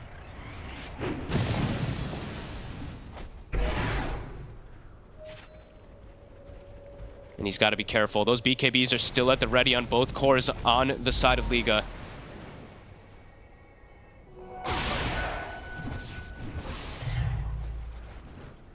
I think, you know, L1ga, they might just wait out for the next items. They've got some big ones around the corner. Nullifier nearly done, the biggest one on that monkey. Probably the... I was seeing Toby, he swapped twice. Either Blink or BKB, I'm fine with either one for him. I prefer the BKB. Yeah, I mean, it's perfectly fine. Because you've got the setup right. If you can trust in Panto to sort of set up the fight with the song, you're in a kind of positioning... I feel it's less important than just being able to actually get the black hole off and not get interrupted. Well, there's a tree. That's the only reason why I was taking the bleak. Sure, but it stops the other easier interruptions, sure, right? Sure. I mean, yeah, both are very valuable this game, especially with the advantage that they have. Gem also being picked up. 1J, I mean, he's had a pretty excellent game. I mean, his itemization was exactly what they needed this game, just getting the immediate vessel to just stop Death Prophet and attract. It's been exactly that. And there we go. Nullifier done. Christus is also level 20, so insane more damage that he's got coming out from his Boundless. Not easy for Yuma. He does have almost 20 in Conda, so at least there's some small thing for Nouns, but that's just about it. Nobody else has really gotten much of anything. Yeah, Chrysalis having a pretty impressive opening series so far. Sure, the first game was a loss, but the early play, it was solid on the SF, and this game too, I mean, you said it at the start, right, Chris? He doesn't really lose games on the Monkey King. No. Even when Monkey King was dead hero, he was winning with it. He was winning with it, and he was getting first ban versus him for a while, so. Get very strong stuff. Xantic will be very happy with that. I believe Parasma's done too, and they've got Banner. Whoa. We see a fight around the twin gate here. They're heading through. Chrysalis ready to go straight away as he stands his position. Drops the Wukong's command. Not a chance for Gunner. Panto is going to try and catch the rest of them as they look to retreat. Toby's here. He's stepping in from the sides. He just want to drop the black hole here for Yuma. Yes, he does. Controls Yuma completely. The Luna's out. They're ready to continue the cleanup as they drag back a fourth. And maybe even just a fifth. Copy pops the BKB, but he's left completely on his own with everybody dead around him. They're going to be able to find the team wipe here. As they get the Roche, they just nonchalantly head through the twin gate, and they find themselves a team wipe cleanup, Fogged. I mean, that whole fight felt very nonchalant, right? It just was, oh, they blew ultis, they doing no damage to us, and we can just walk up and cast our spells. Yeah, I think they know this one, it's in the bag, and it's felt like that for 15 plus minutes or so. Not much that Nouns has been able to get at all after those first 15. They're not even going to lose their Tormentor. And they couldn't even take out anybody.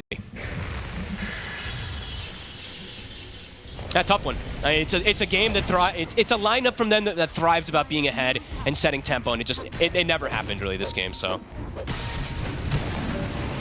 They're always going to be difficult when you're playing from behind, when you've got this threat of the Naga Siren, and time again, Panto just setting up to ensure that they can really kind of build off the first kill and turn it into an eventual team wipe with the chase.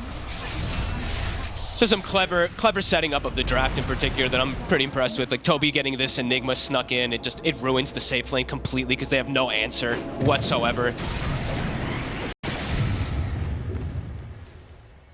I mean, ideally they had two very strong lanes. One that was bound to lose the Storm versus that DP, but the other two lanes were kind of perfectly set up. Even though we did mention Gunnar did good in the lane, it still is not enough.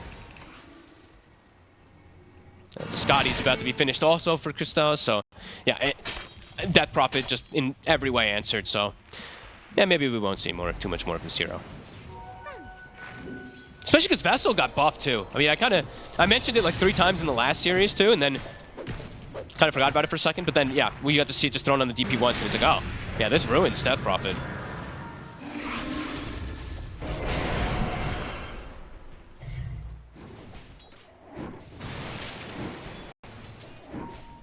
Song of the Siren back up. 30 seconds until the black hole. Right now, it's trying to catch them off guard here. Toby's got a BKB though. If he's able to get it off, he may just be able to walk away from this. He'll pop it, start to head back. They've got the song. They can consider if they want to try and take this fight here, Liga. As the setup's there. Already, Chris is on the back lines. Lelis, he's gone. The BKB comes out from Yuma. They're going to try and fight this Nouns, but they've already lost both the supports. Yuma's going to get jumped now by the cause of Liga as he's dead. The buybacks are coming out, but BKB TP has to be the order of the day here for Copy. He cannot fight as the cleanup kills the kill. It really is over. It's been for quite some time. GG's called. Liga, they'll push this one to a game 3 with a very impressive game 2 performance, Fog. I mean, I would say appropriate, you know. And can Nouns put a stop to it? I feel like whatever they do, they've got to do it kind of quick, because I don't know if they can kind of rely on the Mortar to carry them late when Liga, look at these supports, they're ready to scale. Owen, and look at the tier of heroes. They are as Grandmaster as you can possibly have. It's even more comfort than I would say last time. It was last time they had like, what, 3 heroes Grandmaster tier, that sort of level. Now it's up to 4. Yeah, they pretty much got, I think, everything they wanted. And yeah, I think this little flex that they did here with this Enigma, it's going to be problematic. I'm waiting to see how they're going to look to react it. Maybe they do some type of weird level 1 tri-lane, get a kill, switch things up, and start the Morphling off well. But even that is difficult to secure the lane afterwards. It still becomes overwhelming for the Morph a lot of times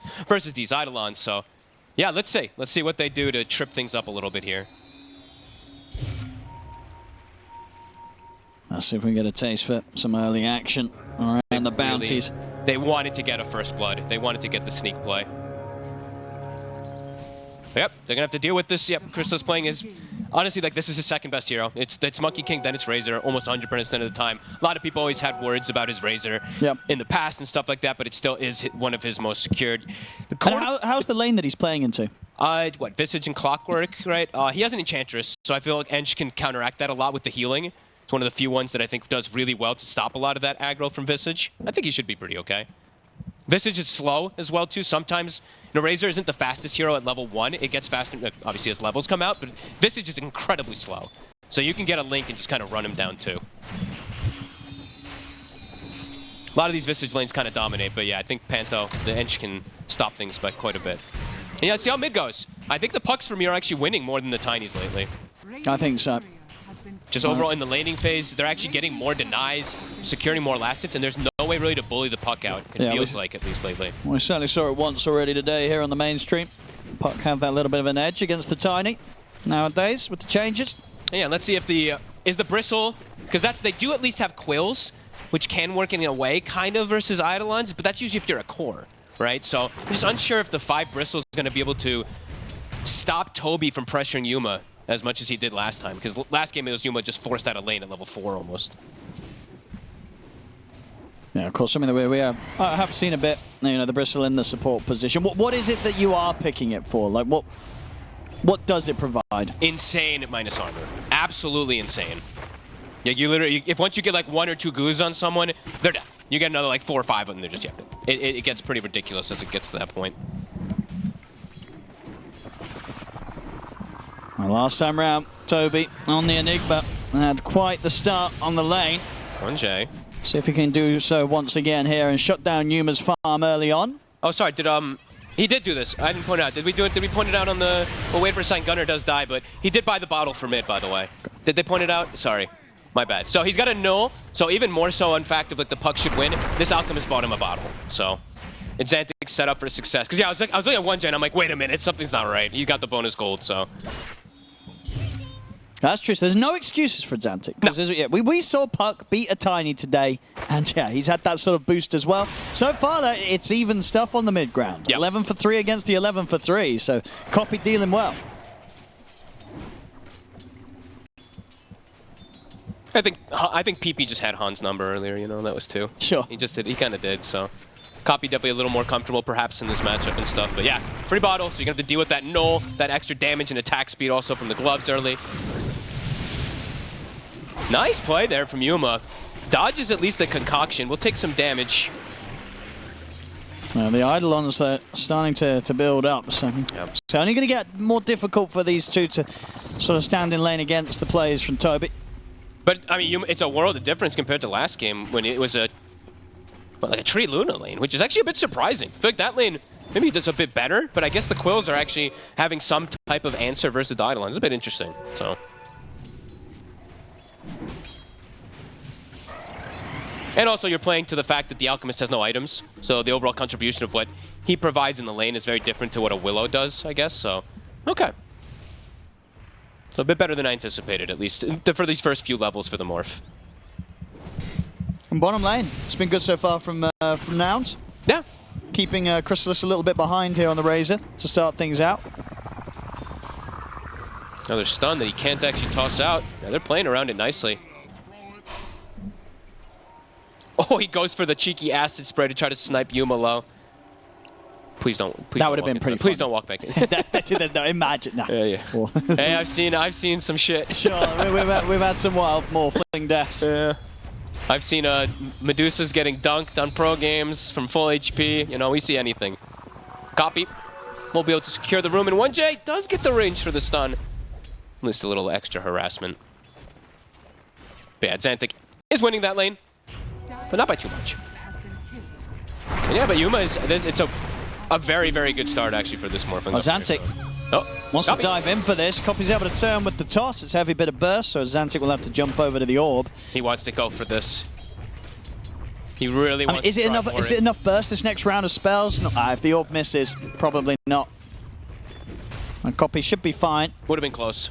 Because the pull back with the Waning Rift and stuff like that. He's going to try again, but the stun gets tossed from Copy. And Xantic will be okay anyway, but yeah, keeping him low, keeping him on his toes, and he's got the treads now. Top lane.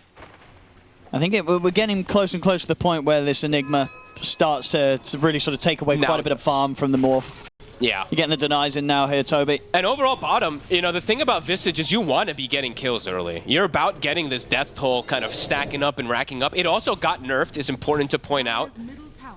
It doesn't give you the gold if the target dies. The way that the death toll worked before was even if you just threw the soul assumption, I don't think it says it on the text here, but it said in the patch notes, so your death toll would always count no matter what. Now it's not the case. Goes in aggressively with a waveform, but there's a rotation coming in from Panto. He's gone. Tries to make that play whilst Panto's off the map, and Panto turns up on the top lane. I think they dealt with the Visage very nicely. Yeah, Christos is fine. They didn't get many kills early on here, and Gunner now in a 1v1 versus him is a little awkward. Lelis is making the move down. Christos might get punished. He's actually reading the play pretty nicely. Should be able to maneuver his way out of this. He does get caught a little bit. He's tanky and he gets out of the cogs. Oh yeah, interesting to point out. You see those cogs? He went hookup, Owen. Okay. We saw that in a couple of games during TI. Did we? Maybe one game. Maybe a couple. Maybe one. It might or two, be maybe one game. I remember one game we did see. I'm pretty sure someone picked that one up. All right. And we'll have to see how much effect it does have, because it's just all about like these refunding and giving some extra armor, but it's pretty underwhelming. It's only 4 seconds, but oh well, we'll see. Just interesting to point out. Rotation bottom, trying to get aggro again onto Gunner. They get the stomp. There's a Bristle coming behind. Fly, trying to catch them off guard here. With the heels pumping. And Chrysalis has got the stick charges. He's speedy enough. Now Panto's going to get caught in the cogs. And do they have the damage to get through the heels? The heels are strong, but they're not strong enough. As Panto goes down. And of course, Chrysalis is kept alive. No GP reaction coming out from Liga to try to punish in any way. A bit interesting. I was checking 1J if he was going to, but just deciding to keep the lanes as well. They'll just sack the 5-inch, not worry about it. I think Crystallis is pretty much full HP to continue farming down here, so you just lose a 5 position for the rotation.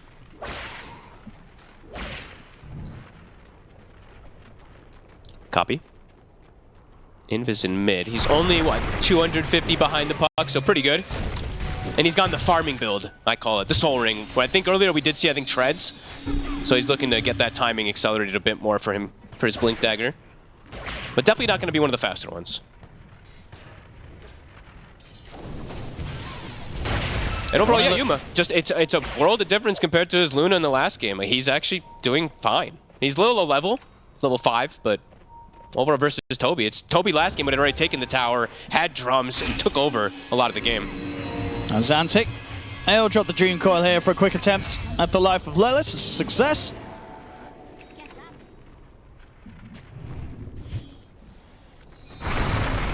Now quickly makes his way back towards mid. And 1J was picking up some of the XP. And able to continue to farm here and keep just that little bit ahead of Copy's Tiny. And he stacks mid. They just have the one so far from the Alchemist in the triangle. Besides that, not really anything crazy going on around the map. Fly has been incredibly mobile, though. He is moving everywhere. Went through the portal, went to mid, now walked out back to bottom to try to keep applying pressure. And Copy's here. Chrysalis. Now they're diving in.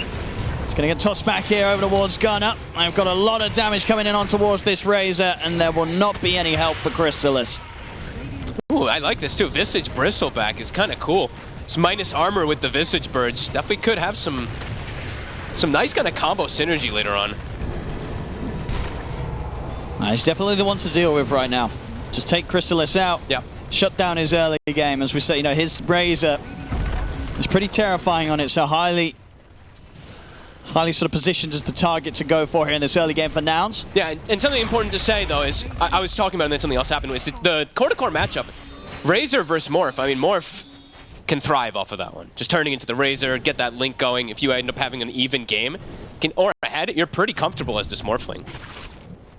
So far, pretty solid here for the side of Nouns. I'm very impressed about that top lane in particular. Even though it wasn't any flashy kills, it just was, yeah, he was able to get farm. Mid, 1J. We'll at least be able to toss it out.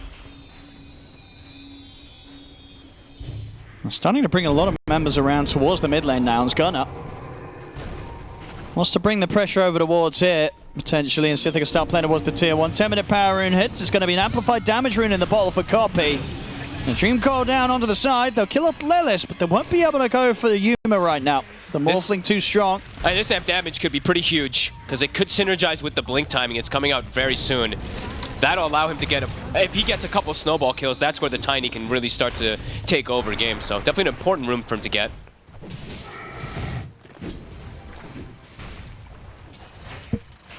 And we do see 1J. I was clicking around, like, who's going to go the Vessel? Because it's still a very value Vessel game for this side of Liga. Playing versus, I mean, mostly the Morphling in particular, but the Tiny too. Definitely very valuable. So he's going to be the one to go for that. It's going to take some more time because he has been kind of playing like a very sacrificial Alcro, giving the bottle away and just playing for these stacks and stuff.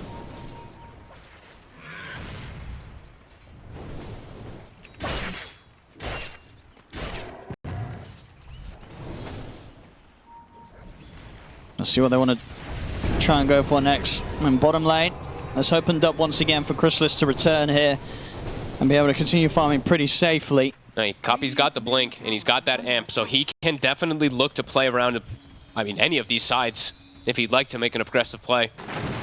Who do you go running at? Do you try and find the Razor, or do you just try and go top for Toby? He doesn't really have to force anything in particular. I think it's just if he sees an opportunity that Puck shows, he can go for it. But I think they're probably very happy with this early game.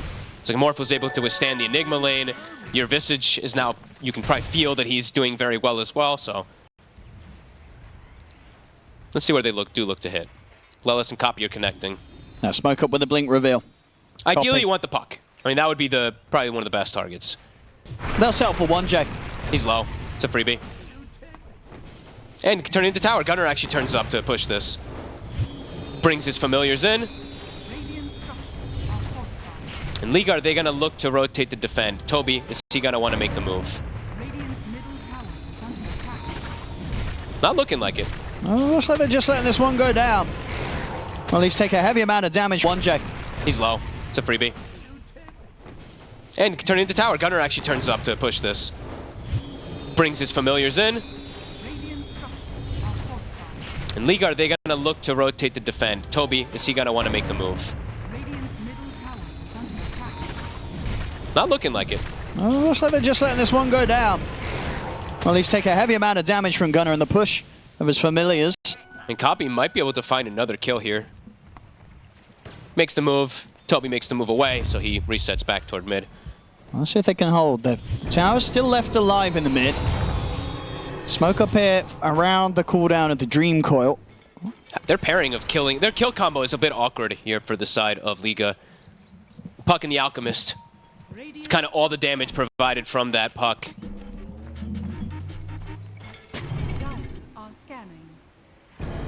Just getting information, I guess. Just getting a ward down. But now they're all about objectives. They're looking for mid.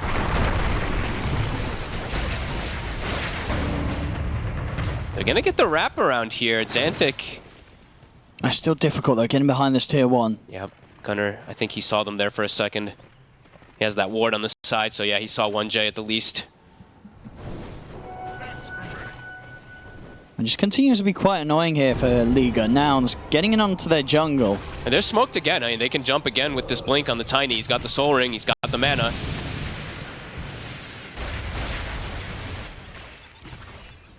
And this Morph's farm is excellent. I mean, Yuma, significant, like 600 ahead of the Razor in this early game. Definitely going to be very important once they ever start kicking off versus each other in particular. But Nouns so far, dictators of this game. Copy. Really wants to find a kill, but might just go for this with the illusions for the tower.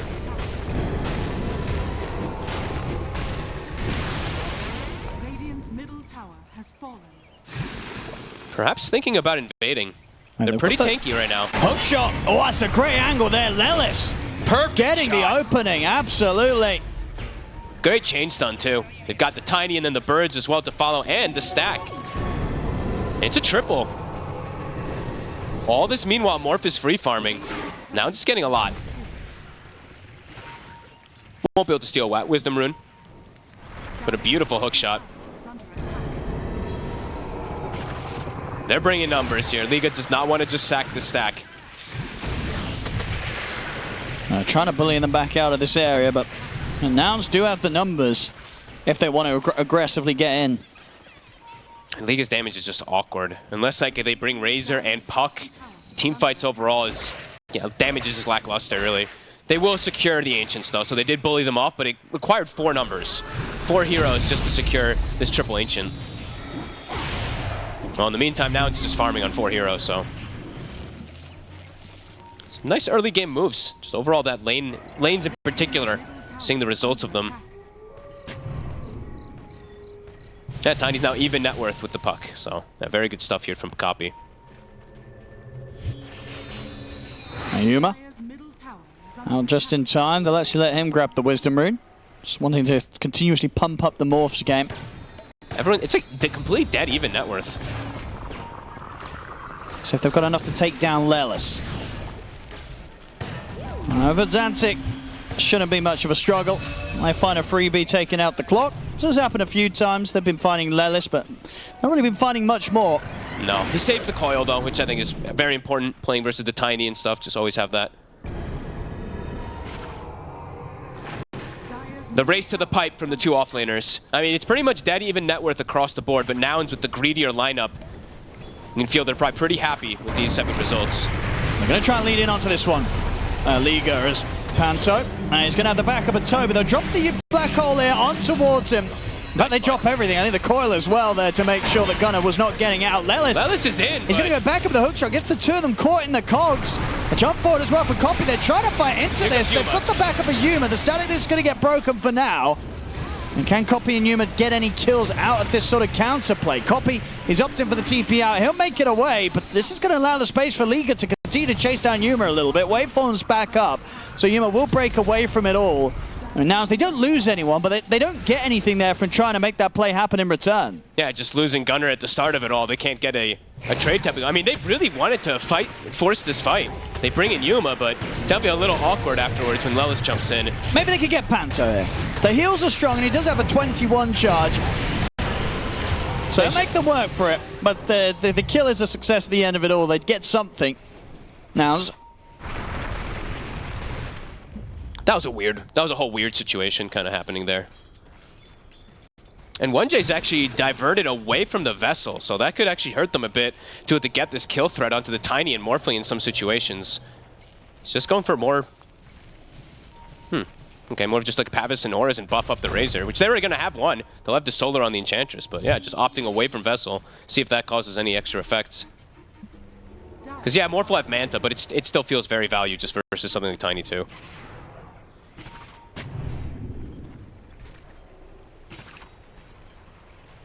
Well, they found him. Gets the Chemical Rage off, doesn't matter. Getting these kills here for Yuma now. Level 13.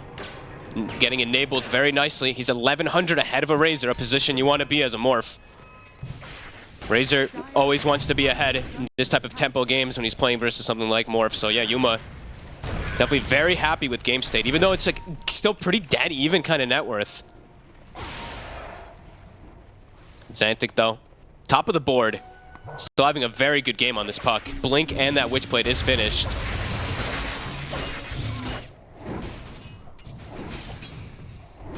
Oh, that's kind of cool. So maybe this is because of the patch change and everything too, but usually you don't see the pucks take the second point in Dream Coil when they get Blink. They usually max the phase shift. He takes that second point. So it got changed where now actually lasts longer, so maybe a little bit of effect of it too, but usually you just see max phase shift, so interesting.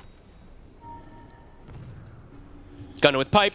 I believe Toby also has his, so I mean, again, similar item timings kind of being hit from both sides. So he's going to be more willing to look for the fight.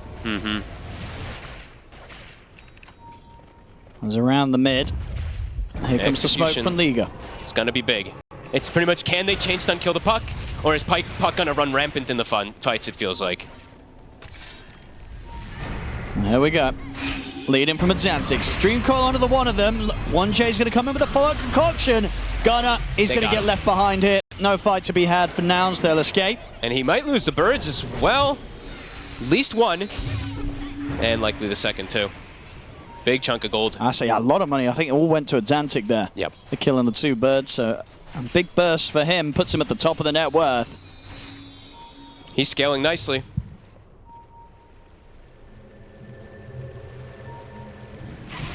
Couple kills now that they've found on Gunnar. Little split away from the team. These definitely do matter. The downtime with that Visage that can't really look to apply any pressure anywhere. And even though I was mentioning it now, it is a greedy lineup a bit. You know, they have the Morph and they have this 5-position Bristle and stuff. I mean, Ligas is also a bit greedy when you have this Enigma Alchemist. So both teams definitely strong as the game progresses. Of course, the Morph, Yuma. Can he get this kill? Yes. Oh my god. Pato just gets to walk away from it. Meanwhile in the mid. They're making the jump onto Toby. He's going to get caught by the hook shot, but he's healing up. He's perfectly fine. They're ended up losing Lelis for this effort, so now the Dream is ready to control Yuma. It's a perfect one. It absolutely is. Toby just stands his ground, locks down the Morphling, and now Gunnar, he's potentially in trouble as well. See if he's fast enough to get away from them. It may just be speed enough to break away from the chase. They've got any further way of closing the gap. The plasma field is going to tickle him. It's enough of a slow to allow Zanik to close in, find a third, and indeed, Toby just standing his ground. They went all in on him. They didn't even really get that close to killing him. He got barriered up. He got solared. I think he maybe got both, even that, and a Pavis maybe, and then also got the pipe heal. And yeah, I think it's just the perfect black hole. He didn't wait a fraction of a second. It caught Yuma before shifting. So he just gets brought super quickly down. They're going to go for Roche. It's been hit by a scan. They know there's no black hole on Nouns. You think that they maybe try and get the move over in time? Try to maybe go They're for going a to try. steal. How long took? Hookshot's back online. They're not killing it fast enough either, so maybe they can actually look for the fight on the back line. And Xantic is half HP, so he could get burst. He's got a lot of damage though. Full Plasma online for the puck. I mean, question for it really is just, are they going to catch the puck, right? That's the biggest thing for me for Nouns. Otherwise, these fights can be very, very difficult. Christos. Oh, can they get the jump on him? Yeah, they're going to be hit, but no, the illusion. Chris is able to put the Manta. The illusion ends up tanking the toss back, and that's going to allow them to fight back here pretty strong. They're moving on towards Copy. Crystal is getting buffed up. They've killed off the Tiny. Now they can turn to chase down more. Gunner and Fly, they've got to go full retreat. Gunner in trouble. Can't get away. This hero, once you're in the fight, getting out is nearly impossible. I mean, yeah, it looked like they had a chance to start something on towards the Razor, but the Manta pop by Crystalis puts a stop to the whole efforts there. Front Copy to lead in, and Fly, indeed, also to get chased down. A painful couple of minutes now for Nouns, setting them behind. I mean, Xantic is absolutely owning as well, too. The two-man coil catches perfectly. He's 8-1-2. Nouns, I mean, they were fueling themselves quite a bit, right, with that mid play where they got super aggressive. They lose a couple heroes, and now they've lost a sequence of 4 or 5 afterwards as well. And now they're going to likely give up this Roshan. And that was a fight without Black Hole. So next fight, there will be that Black Hole available too, plus another set of items, in particular the BKB. Yeah, and the Sages. Liga looking very strong off the back of those last few plays. Puck is just looking so broken. Zero just looks way too good. You dish out incredible amounts of damage, even if you're playing versus your quote-unquote counters of something like Tiny. There has to be more answers. There needs to be Orchids. There need to be at least some other forms of controls, it feels like, because this puck is just out of control. Top net worth by 2,100 gold.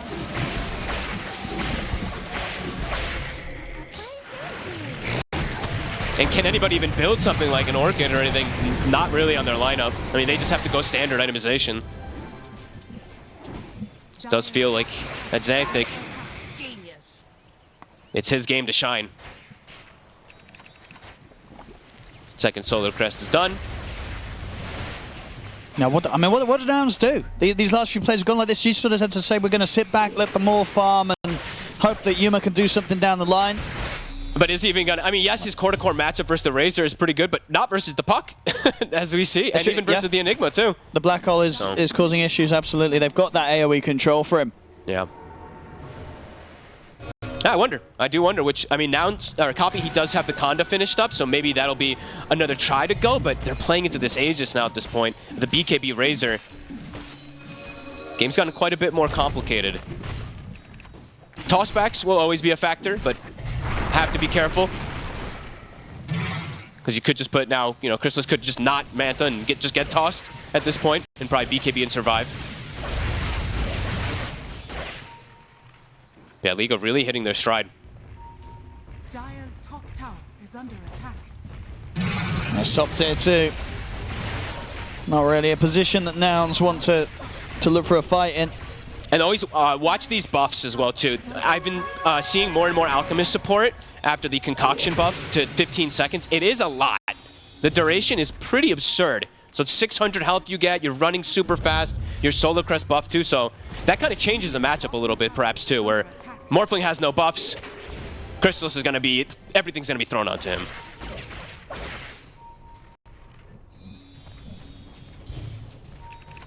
Time to look for the fight here. I mean, Yuma has no buffs, Chrysalis is going to have everything, sorry. Liga. See who they can catch here on the bottom side of the map. They've got eyes on Fly. They are very split on the side of Nouns right now. They're trying to maximize during this Aegis. They don't want to fight. And let's hope Fly will be able to juke them, get out into the trees. Gunners also potentially can cut the wave. It looks like he will be able to at least grab the second wave. Tower dies though. But yeah, they're just trying to farm and split at least until Aegis goes down and maybe look for a fight when Morphling feels comfortable afterwards. It's a bunch of time though that Liga is getting to kind of dictate and do whatever they want. And Xantic almost has Octarine. Actually able to farm a free familiar there. Oh, and copy. Uh-oh. They're going to get him with a concoction, and with Xantic coming in from the side, they should have the damage to bring down this tiny copy. Caught alone. And they don't even have to use coil, so they have it for the fight as well. And yeah, 45 seconds, no Tiny. Look at this play from One Chase, able to head over and help out set up on the fly. They're just getting kills across the map right now, Liga. Oh, Static then will get broken. See how much they want to dive this. They certainly do. Chrysalis just drops the Eye of the Storm, ready to get in under the tier 2. And Chase Fly down. Oh, okay, Fly's actually speedy enough to get away from him. Well, this tower could be in trouble as the creep wave's going to get brought around. Catapult wave is coming in. But they're just looking for kills. I mean, it's Xantic feeling super confident. Look at him go. I mean, they're getting so much now across the map. It's falling apart for Nouns. Not really able to make any sort of move here in response to what Liga's able to get away with. When was their last kill even? They killed the Alchemist and the Enchantress, it feels, yeah, 12 minutes ago about. Liga completely have taken over everything here. And Xantic just leading the charge. Now he has the Octarine plus this Aegis for 40 more seconds. He can't get popped. He can't get burst. Copy. They're going to try for tossbacks, perhaps. I see Lelis in position already. And Fog, you know what's happened? You know, we had this patch, but I'm still seeing Pipe Crimson. They're good items, Owen. Yep. Not enough nerf. It certainly seems to still be working here. The timings are out, 27 minutes in. Pipe nearly the full Crimson done on Toby. Yeah, we had, what, one game that we saw the Night Stalker go Echo Saber. Now everybody's just back to Pipe Crimsons. And why would you deviate from these builds? They're so strong. I mean, Pipe just not being dispellable. It was only a 25 damage decrease. Yeah, the duration got decreased a bit, but yeah, it's more about the initial kind of block that it gives. Overall, Liga. Aegis does get reclaimed. Nouns. Feels like they gotta go. Hook shot off the mark there. As Panto, I think he's going to be pretty fine. He looks pretty he's alright. got the heals going and he's got the backup coming in. Lelis and Copy, they're the ones that have to run. Copy is going to go straight for the TP out. Nothing to stop that one. Lelis also able to jetpack TP away. So they don't lose anyone here now. Oh, you say that. Yuma does have BKB. And he's going to try and fight this. He might just get Black Hole. He will. Toby just steps up, drops the Black Hole onto him. That's Yuma gone. That's the carry out for 70 seconds. And they tip him instantly. Copy's trying to fight back. He's jumped in on this, but he's got no way to walk out of this one. This is falling apart horrendously here for Nouns. Just not able to do anything against them. The Toby Enigma. You didn't give respect to it. It made it to the end of the draft, and yeah, that's 2 Black Holes now that have been pretty much perfect to just insta-kill the Morphling when he jumps in.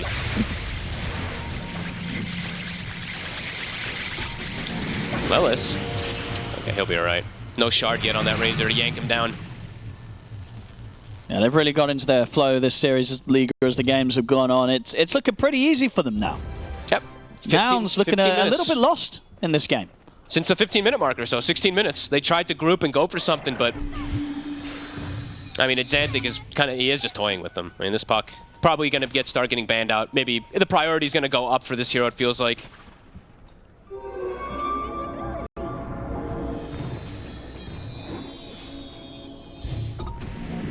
Just seemingly no ways to stop Toby from being able to get in position. Yeah, that too. Like they're struggling to interrupt it. They're struggling, even in these situations, as we're seeing, as you say, you know, it's just these one-man Black Holes. He's only catching the core. That's all he needs. And nobody else is seemingly able to stop it. Nobody is able to help out whoever gets caught in it. They're having to use these, well, they're trying to use these disables to kill the puck, but then things go wrong, and then, yeah, Toby just gets set up to go for it there. They have to have better synergies. Panto, I mean, he'll break the smoke with an invis. And now this could be a bit scary. Yuma. That's the BKB again. That's rough. It's just not fair. Has to immediately back away. And now they can't, I mean, even with the BKB, probably couldn't fight, but yeah, 90 seconds, Liga can kind of do whatever they want. It certainly feels that way. Nouns, they've got to show us something that we're not seeing quite yet if they want to try and get back in on this one. This is a very rough position to be in right now. 30 minutes in, down 11K. I mean, this feels like almost like Mount Everest a bit here, where it's all these auras are out, everyone's getting tankier and tankier, and the damage isn't really increasing too much from Nouns.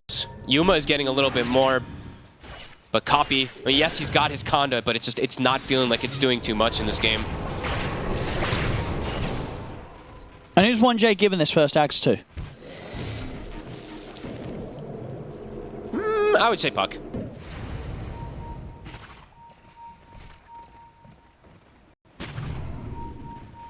Unless they want to just push an end, I guess maybe with a Razor. That's probably the two arguments, but I think just give it to Xantic. Not the hook shot. Do they have enough follow-up with the silence? They do. Nice play, Yuma. Indeed, able to use the powers of the Puck against them. Second time. Finally able to get that type of synergy there with Yuma, getting that waveform into waning. And it is going to be around a Roche spawn, 30 seconds. So might just be able to snipe that one away from the side of Liga. So a pretty amazing opportunity for him to find that kill. And Xantic finally slips up. And ooh, okay. They're actually going to look for perhaps another catch. Now, this is the time to do it, if any, when they've found this little bit of an opening. We'll Puck off the map, 40 seconds. Roche is being scouted from both sides. There's an Eidolon from one side and Familiars from the other, so they're both going to be aware of that spawn. Oh, they're going to see this. They're going to either jump in over towards him. They look towards Toby. Can they take down the Enigma in time? Yuma's popping the BKB going on to Toby. Trying to hold him down, but the damage is done. They've killed him off. A black hole put to waste this time. Nouns. They'll get him. And it seemed like Liga knew this was coming too, because they identified the Roche spawn. They didn't see them in there, but they got caught anyway. And they're going to find another here, bringing the burst over towards Panto. Nouns. Big moves here off the back of that Puck pick off top. They turn it into 3 more kills. After what, 12 minutes of nothing going their way, they actually get the spell connection kind of perfectly when they needed to. And now they can probably get that Roche too. All right. I mean, the late game Northwing starting to get that itemization. Did just get, what, 2 big kills back to back? I believe he got, actually, all 3 last hits on the kills. So actually has a full Daedalus stun. And now the Tiny has an item to be able to reset. Okay, maybe not as much as Mount Everest as it felt like. Yeah, big turnaround there off the back of that from Nouns. Yeah, it felt like overall Liga had a pretty good opportunity to stick together and cruise forward for it there, but getting split up, getting caught out from the pickoff, exactly what Nouns needed.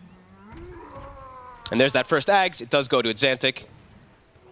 And he does find some pretty nice items. He found the Nemesis Curse, so.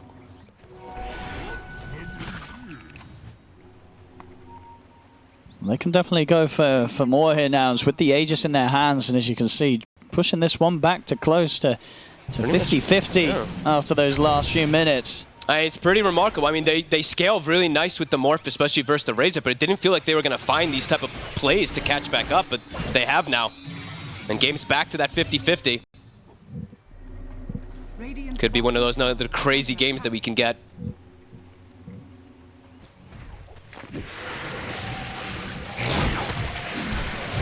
I mean, I guess that's the question, right? How much do you feel Nouns are going to feel they need to get done with this Aegis time? I mean, I feel like they do scale very hard, right? With Morph and everything. So maybe not feeling like they need to do the craziest amount of stuff, but I think they can make, after those last 2 plays, now you know you can kill the Puck too. So maybe overall for Xantic, he might need something defensive, because Yuma, if he's able to get on him with the silence, it's actually the answer. And will they have ways in the team fight to take down Chrysalis? Because he's got the Satanic BKB Manta. He is incredibly tanky on the Razor. How much of an untouchable threat is he in these team fights, or can Nouns still possess the ability to burst him? They can. I mean, they have the Morphling. The damage from the Morph is going to be insane. So I think Yuma can yeah, he definitely can reign supreme in these fights. But the puck is still, I would say, the most important thing that they need to answer.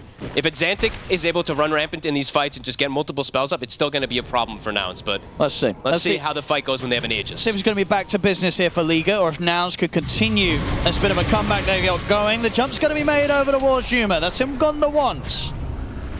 So what they want to do with the round 2.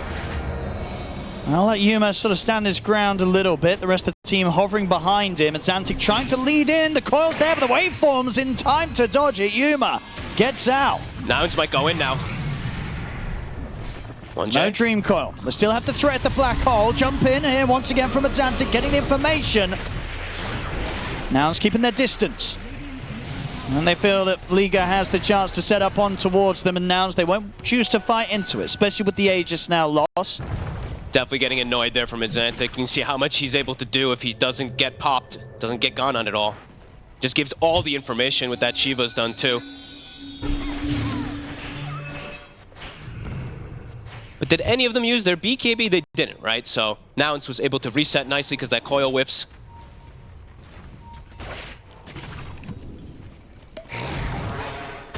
One J. Can he get out of this? That should be pretty dead.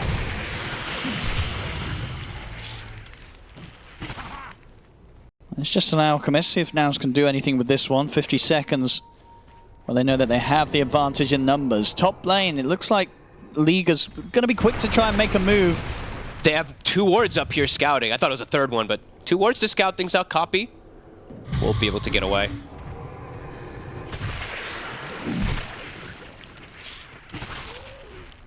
And Yuma has Satanic now, so can stand his ground, play a little bit easier around the silences, doesn't have to be as worried. Now he has 3 different ways to dispel it. Has to be careful about getting tripped up by the black holes still. Yes, absolutely. I thought this was going to be a little bit more one side, but yeah, now it's just after those last few plays where we're at this completely even state that execution is going to be everything now. And just always eyes this control, Lelis stopping black holes. And just if they're able to just stop Xantic from being this menace. The Hex is about to finish, so it's more and more answers, more and more ways of control for the puck. Gunner is very close to having it. Radiant's bottom tower is under attack. Dire's top tower is under attack. Liga. Look like they may be setting up for another smoke play or group play. I still have that black hole. Didn't get the chance to use it last fight. And he does have the blink now too. Just picked it up after that last one. Since he's playing versus, you know, the hook shot and everything, the BKB is a lot harder to utilize, but...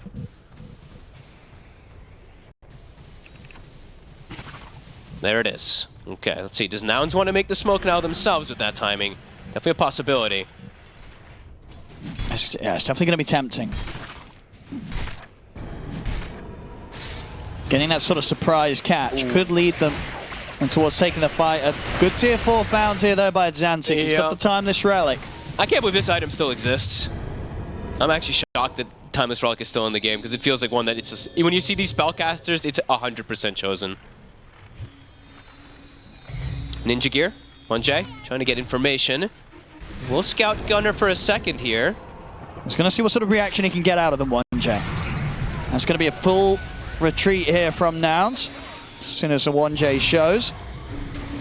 Oh. Copy. Xantic's going to chase. Copy's going to show on the wave. He does have BKB. I mean, they know he's going to stick around a farm, but ooh, he's quick with a blink. His team is coming to connect as well. Scan comes out. They know that all of Liga's coming down. I mean, Xantic's still trying to scout forward aggressively with the Hex. They're going to find the opening. Do they have the chain stun? No, not even close. So Xantic, he's going to be perfectly fine despite getting initiated upon by the Hex. That's the Hex reveal. It is the reveal. I mean, these next fights could be everything here. It's pretty much dead even on that net worth.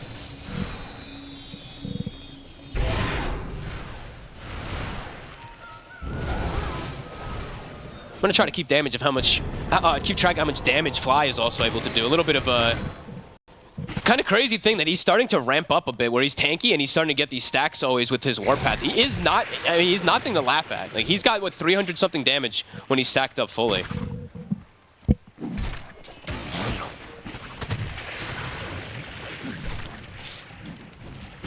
Now back Copy's okay. Copy went for straight up Moonshard, and then he is actually queuing up the Revenant's Brooch. Oh. I don't think I've ever seen one on a Tiny, but dealing with these high armor kind of heroes, that can, okay, this could be kind of interesting. Okay. It's going to take a bit of farming to get that. Yeah, quite a bit. And that feels like one of the weirder ones we've seen, but I've definitely seen the rise of it a little bit more because of how high armor heroes are. I feel like this could be another one of these like 60-minute games on. It really does feel like it's looking to go that way. Well, 41 minutes in, only 17 to 11 so far. And it's just dead even on It's everyone's very farming. close. Earlier on, it definitely looked like Liga were going to be able to hold that advantage, but we see that big turnaround when Nouns made that excellent move off the back of killing at Xantic top. They really slammed down that advantage Liga had. Yeah. I think Nouns, like, for me, it was like the first 20 minutes they played like better than I expected their draft to do, because I thought it was a little bit slower in terms of the morphling, but then afterwards, yeah, Liga slammed back, and now the late game is starting to hit here for the morph. But yeah, all going to be up to teamfight execution. Can they catch Puck? Is Puck going to go crazy? Is there going to be a double link? Because Crystallis is keeping up in farm.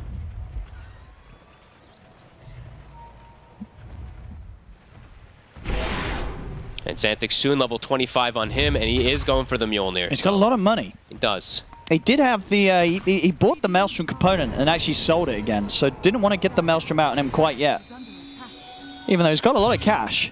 Probably just wanted to make sure he has the buyback, just in case of anything. I think he maybe did anyway, but either way.